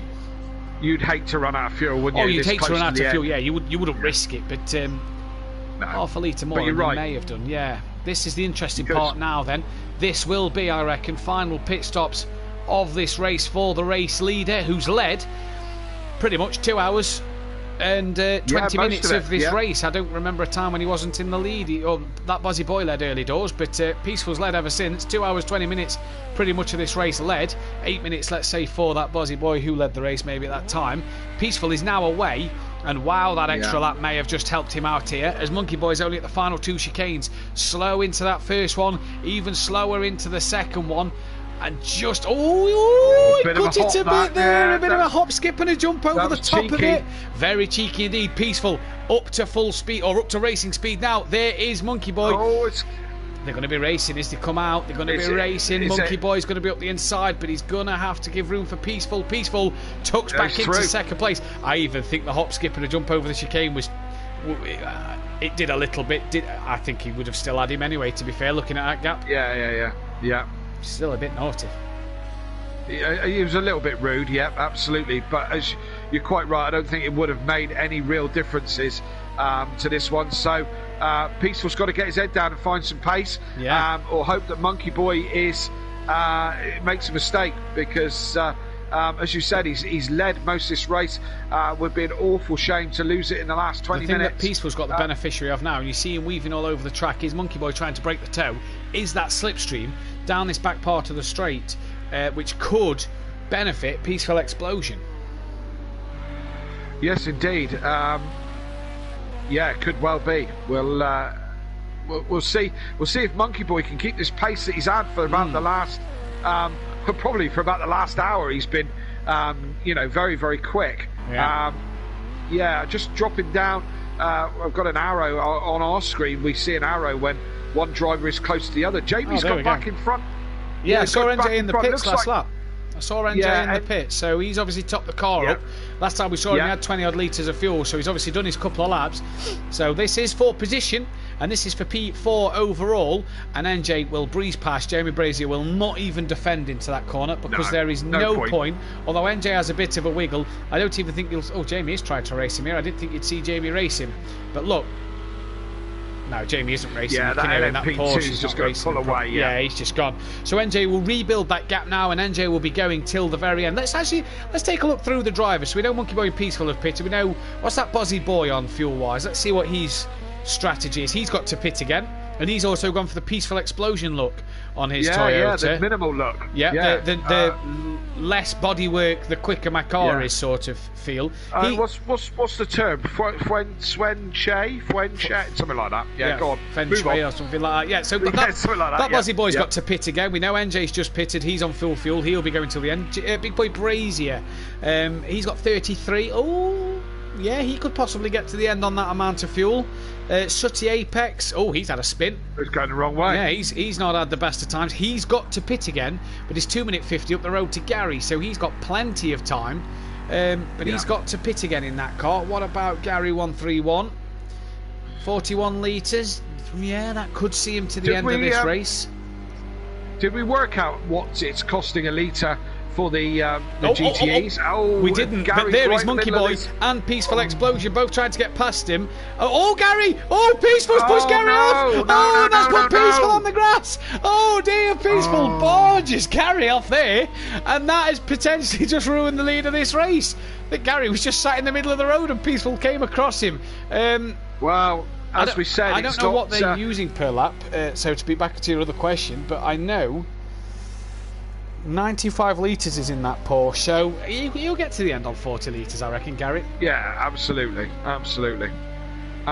So that's again, Peaceful's got away with that reasonably easily, considering he's just had a major accident with the Porsche. He's still only 2 seconds behind Monkey Boy. Monkey Boy lost a little bit of time getting past Gary. As we said a couple of times this evening, it's not the back marker's job to get out of the way, it's the leader's job to pass them. So Gary not doing anything wrong whatsoever, just running his own race. But Peaceful getting away with that a little bit. I know he's dropping back 2.2 seconds behind, but that could have been a lot worse. Could have been a lot worse. He could still just get a bit of tow. I don't think he's going to get much tow from 2.2 back, but we'll have to see what happens. Who else we got? We've got Phil and Rabbit Joe. Have they got to pit again in this one? So we've been through everybody. Phil, 25 litres in that Ford. Yeah, he's going to have to pit again. He may have to pit again. 17 minutes left. I don't know what the GTEs are doing fuel consumption per lap. No. Rabbit Joe, 33 litres. He might make it to the end.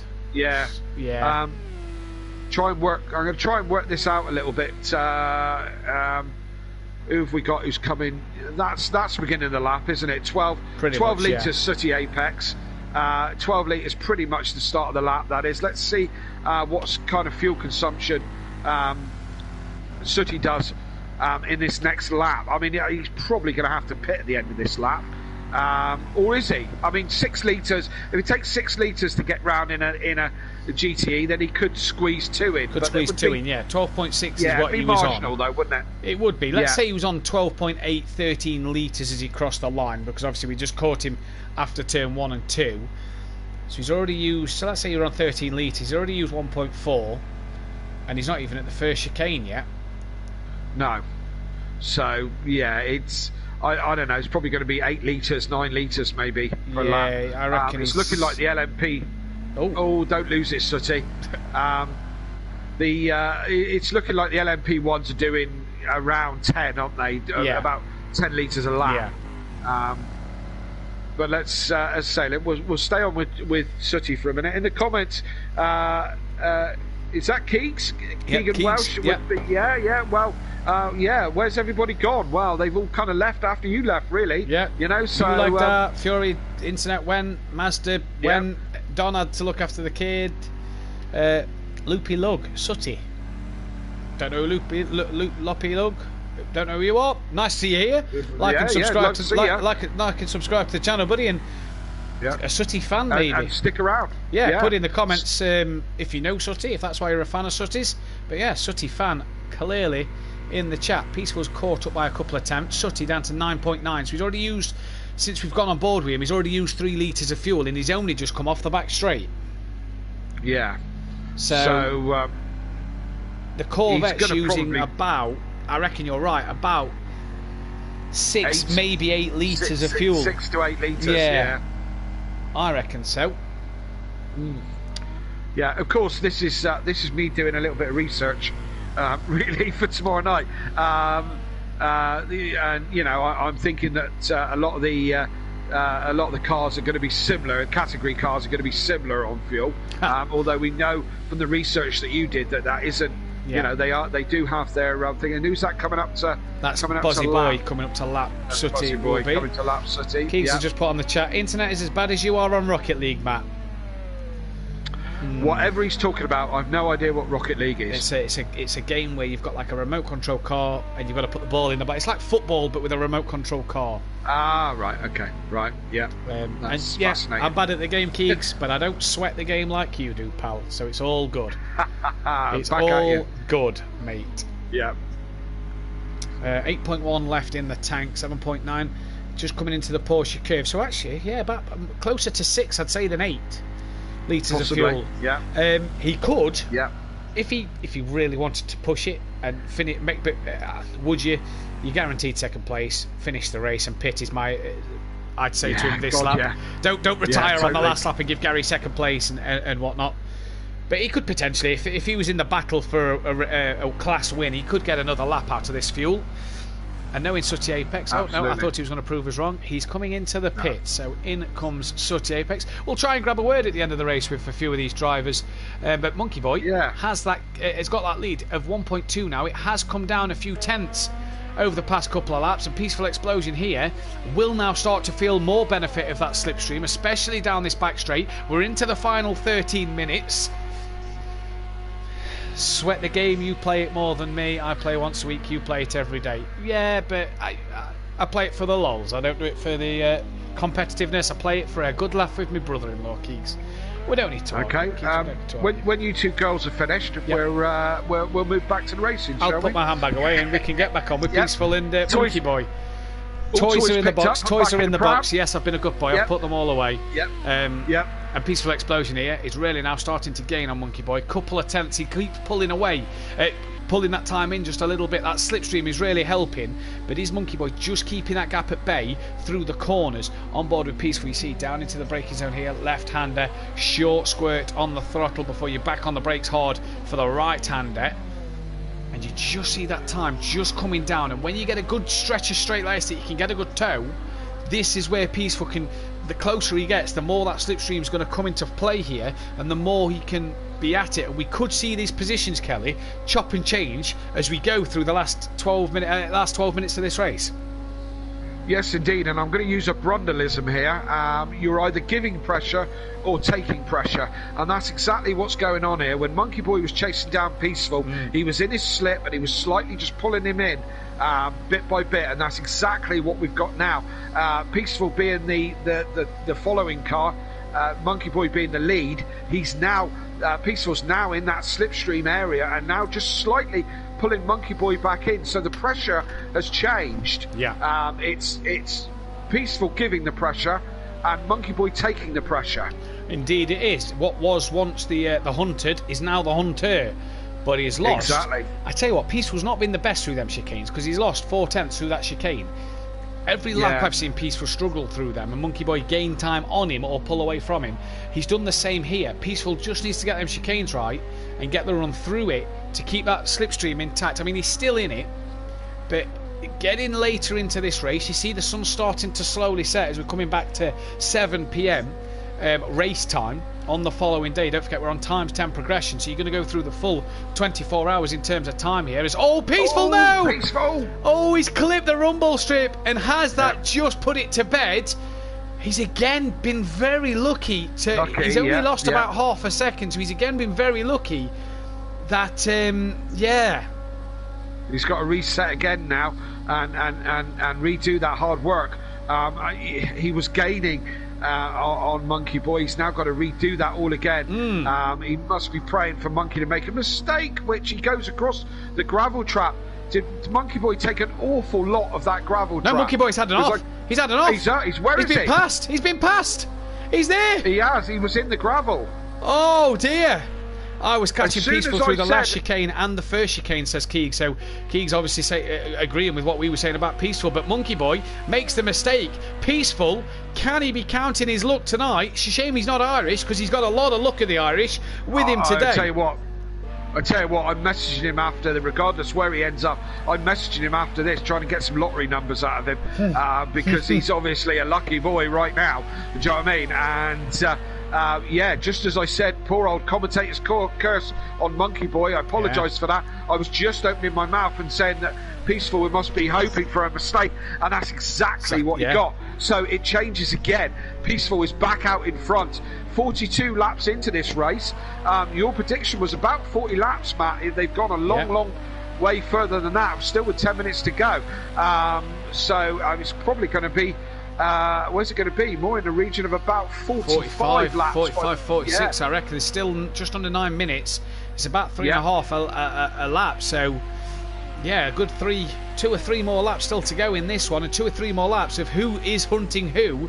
This is the game we're playing at the minute. Yes, we are. Keegs has asked in the chat, how many is LMP1 tomorrow? Nobody. Keegs, nobody. If that's the case, I will. Nobody in LMP1 at the minute. Still plenty of seats. Still 3 more GTE seats to fill. Still 1 more LMP2 seat. And 5 LMP1 seats. So still plenty of space left on the grid for tomorrow night. Actually, are you for real? Actually, nobody's signed up for LMP1. No one's chose LMP1 at the minute. Dan, Ukbar, Keegs and Nicky all doing LMP2. Daniel Francis, yourself, Sutty, if Sutty can make it, and DJ Phil are all GTE at the minute. Right. So there's actually 4 GTEs, not 3. Go on then, Keegs, thinking about doing again instead of LMP. Yeah, go on, do LMP1. Yeah, there you go, Keegs. There you go. Let me put you in LMP1, Keegan. Yeah. Yeah, go on, write it in your little Toy Story notebook. It's in the Toy Story notebook, don't you worry, pal. Excellent. It's in the Toy Story notebook. It's all there. 9/10 of a second is the gap. 7 minutes remain in this race. You see the sun setting over Le Mans circuit here. We've got 7.5 minutes remaining, and it's all about this battle on track. No other battles elsewhere. And the timing screen is really confusing me. Gary's 19 minutes 29 behind the leader, but Phil, who's behind Gary, is 19 minutes 22 behind the leader. How is Phil 8 seconds in front of Gary, but yet behind him on the timing screens? That makes no sense to me. No. Another one of the project weirdities that happen in the crazy virtual world, isn't it?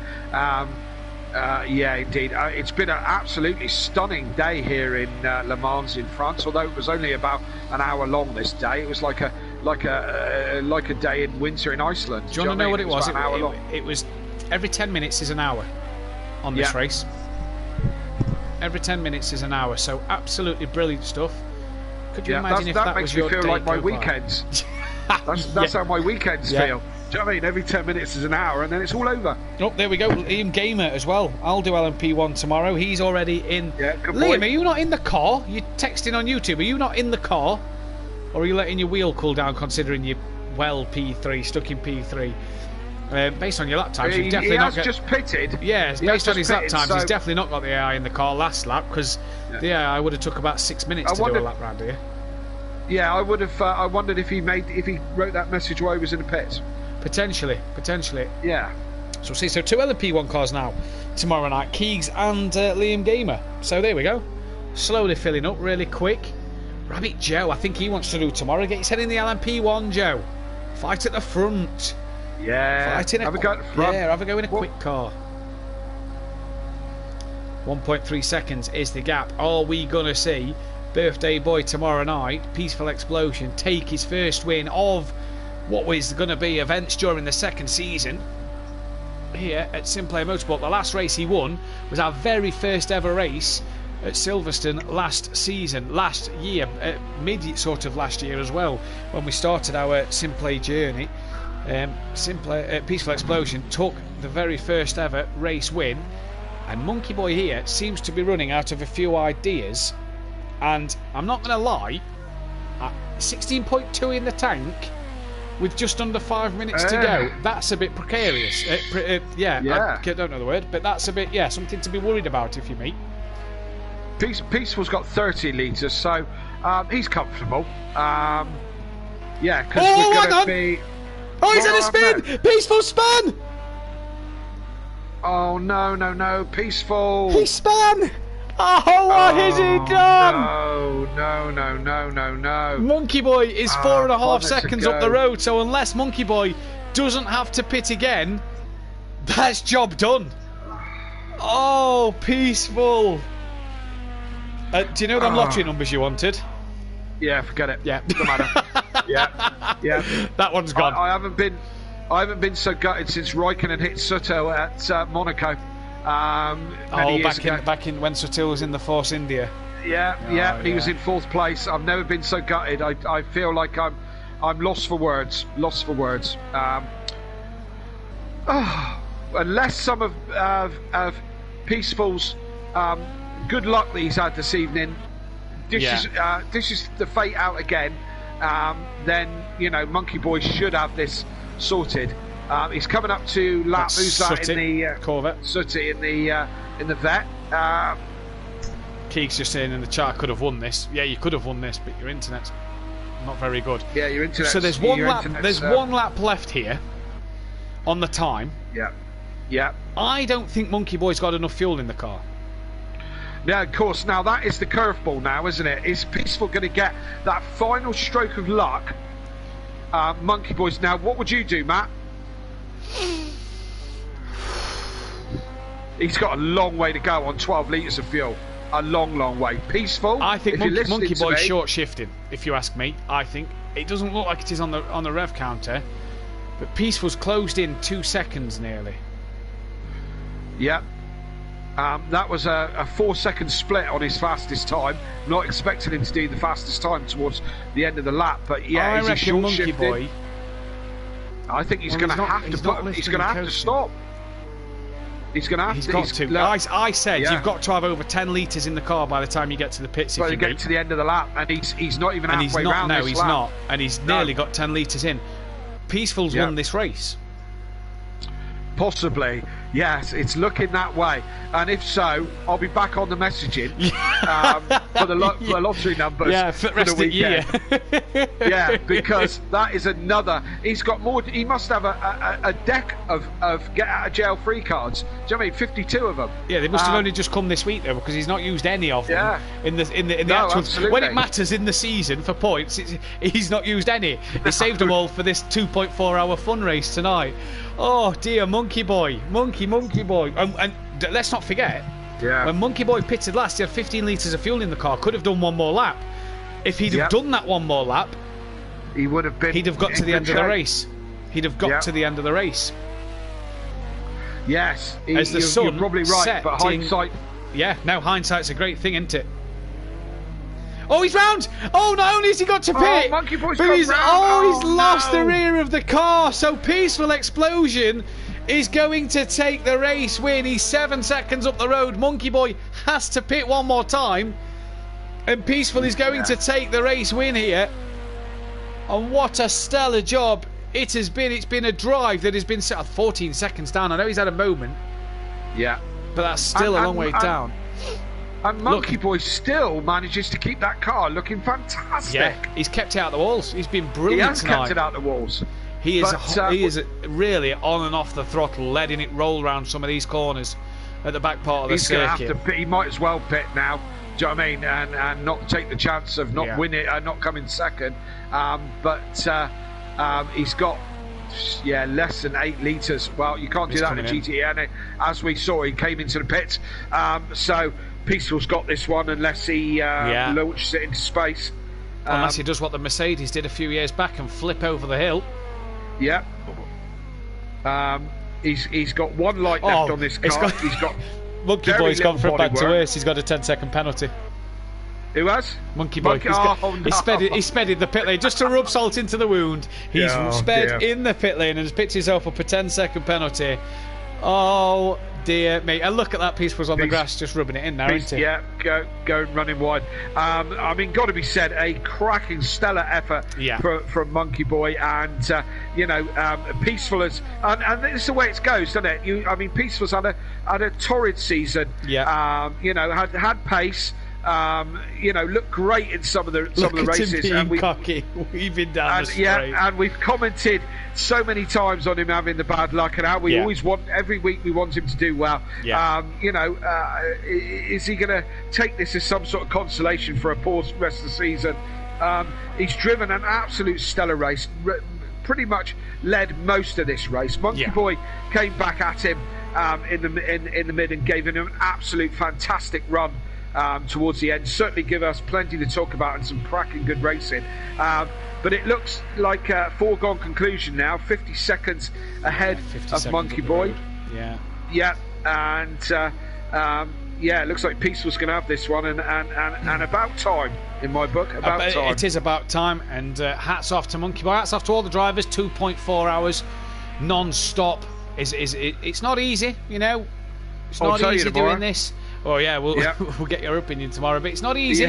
But hats off to Peaceful. He's managed to stop Monkey Boy winning on a Wednesday night. Monkey Boy obviously in the Pro-Am running away with the title, and has had more race wins this year than anybody in one season. Well, I don't know actually. Jamie Brazier in the Pro-Am last year had quite a few. I'd have to compare the two, but he's managed to stop Monkey Boy on a Wednesday night. Don't forget they're going to be teammates next year. It's not yet confirmed, but it's looking that way. That in the Forever Forward Mercedes, they're both in the Forever Forward Mercedes as it is anyway. Just one in Pro, one in Pro-Am. There's a few cars going slow. That's that Bozzy Boy and a Porsche going slow to let Peaceful through. Clearly not fancying an extra lap of this track. No. But Peaceful's coming down now. Just a couple of they look done to me. There's 2 cars about to cross the line. Not quite sure who they are. That's Big Boy Brazier and it's not Sutty, Gary. So they're going to get one more lap in. Yeah, so Gary and Jamie are going to get one more lap in. But it's all been about this man. Yes, indeed, and he'd be flashing his lights if only he had some. Yeah. I wouldn't be doing donuts. I'd be scared at rest at car falling apart, although you can't because I forgot to turn the force cool down lap on. So you could do some donuts at the end of this one. But what a drive from Peaceful. If anyone's had more luck tonight, it's been this guy. When it's gone wrong for him, someone else has span. When it's gone right for him, when he's had the spins, they've not been big ones. He's been able to recover quite quickly. And he's got 4 corners to go, left and right, and then another left and right. And like I say, if you had lights, he'd flash him. But he's going to come across the line. He's going to pull across. Bit of weaving over the line he's going to do. And what a drive for Peaceful Explosion. He's won the race. That Bozzy Boy is going to come home 3rd in class. We're just going to quickly...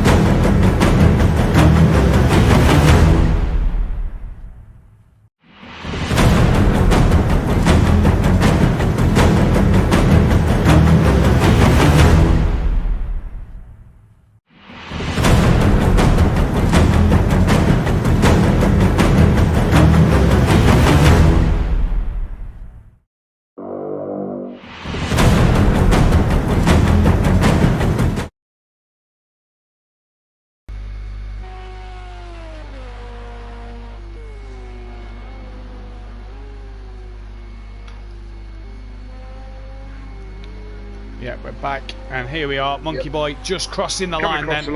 Flash of the lights. It's been a good P2 for him. Peaceful in the chat. Definitely hard work that was.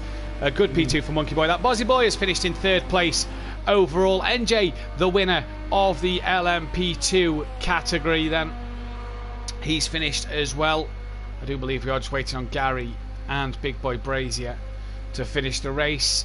Big Boy Brazy, the winner of the GTE category as well. So good stuff from everybody here. We've invited a few people in for a quick chat if they want to have a quick chat, that is. But yeah, what a job that has been by all these drivers to do the hard work they've done. Unlucky to Don, what could have been for him if he didn't have to sort the little one out. That would have been a fantastic LMP2 win for him. We're joined in the commentary box. So Sutty Apex has just joined us, runner-up in the GTE category. You're another runner-up, aren't you, Sutty? You love a good second place. On the wheel! On the wheel! Put him on the wheel! Beat Gary on the wheel! Beat Gary on the wheel! Take 2 minutes! How was that, buddy? Was that good? Yeah, it was good, yeah. I tried with a soft tyre and started gaining on Jamie, but then I just made loads of mistakes. So, but it was good fun. Well done to Jamie. Yeah, well done to Jamie. Second place overall. You managed to beat Gary, Phil, Mazda and Rabbit Joe, so second place. You're quite good on the wheel. You don't need that pad anymore, do you? You've got the hang of it now, haven't you? To be confirmed. Yeah. I haven't done bad on the pad, to be fair. I've had 3 races, 2 wins in a second. Nah, it's not too bad at all. Pad Well has done. been good to you. Yeah. Well done tonight, Sutty Monkey Boy in the chat. Andrew ran out of fuel just on the penultimate lap. As she was in one of the greatest battles of the night.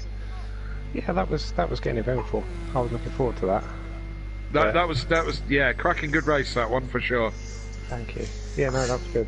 I was like, seeing it was like 40 seconds, I'm thinking, I'm never going to catch this, and then it was coming down, and I'm thinking, oh great. Yeah, you had some serious pace. Yeah, I sort of got into a rhythm, if you know what I mean, and catching him, and then, yeah, just ran out of fuel. Yeah, what a shame. What could have been. Cracking drive with potentially your teammate for next year in Season 3. More of that to come next season in the Mercedes, I'd say we were peaceful, hopefully. Hopefully, yeah. As Jamie crosses the line now to win the GTE category. Sorry, Andrew. No, I was saying, yeah, I'm looking forward to it next year. 10-second penalty at the very end to rub salt into the wounds. He's speeding in the pit lane. Yeah, it's just, I was a bit angry, to say the least. Brilliant yeah, race. No, Did you enjoy that? Yeah, it was good fun. It seemed like forever, but it was good fun in the end. Yeah, brilliant. Glad you enjoyed it. Glad you enjoyed it as well, Sutty. I don't think we're going to get to hear from Peaceful or Gary, Jamie. I don't know if they're coming in. We'll just give it a minute. Kelly, any final words from yourself while we wait? Yeah, I was going to pick Sutty's brains a little bit just for my own reference for tomorrow night. What tyres did you use this evening, Sutty? I went onto the soft tyre for part of tonight, and then went on the hards. Right. Did the soft burn up quickly? The softs I found were better than the hards on the Corvette. I really struggled on the hards. The back end just wanted to go all over the place. The softs, it was a bit more planted. It wasn't burning up. They were staying cool. Right. And fuel. What did you do? 3 pit stops. Marginal on fuel or reasonably comfortable? It was marginal on fuel. I was talking to Jamie in the race, and the Porsche seemed to be a lot better fuel-wise. Yeah. I could hold 90 litres where I only had 84, and it was like I was fueled with bald eagles, just forced to petrol. Yeah. Oh, excellent. Good race all in all. As I said, I see Jamie's just joined us as well. Well done, Jamie, on the class win. Thank you. I'll ask you the same question. What were you running tyre-wise? Hard all the way. Hard all the way. Didn't even bother trying the softs. No, because I knew they'd burn up really quickly.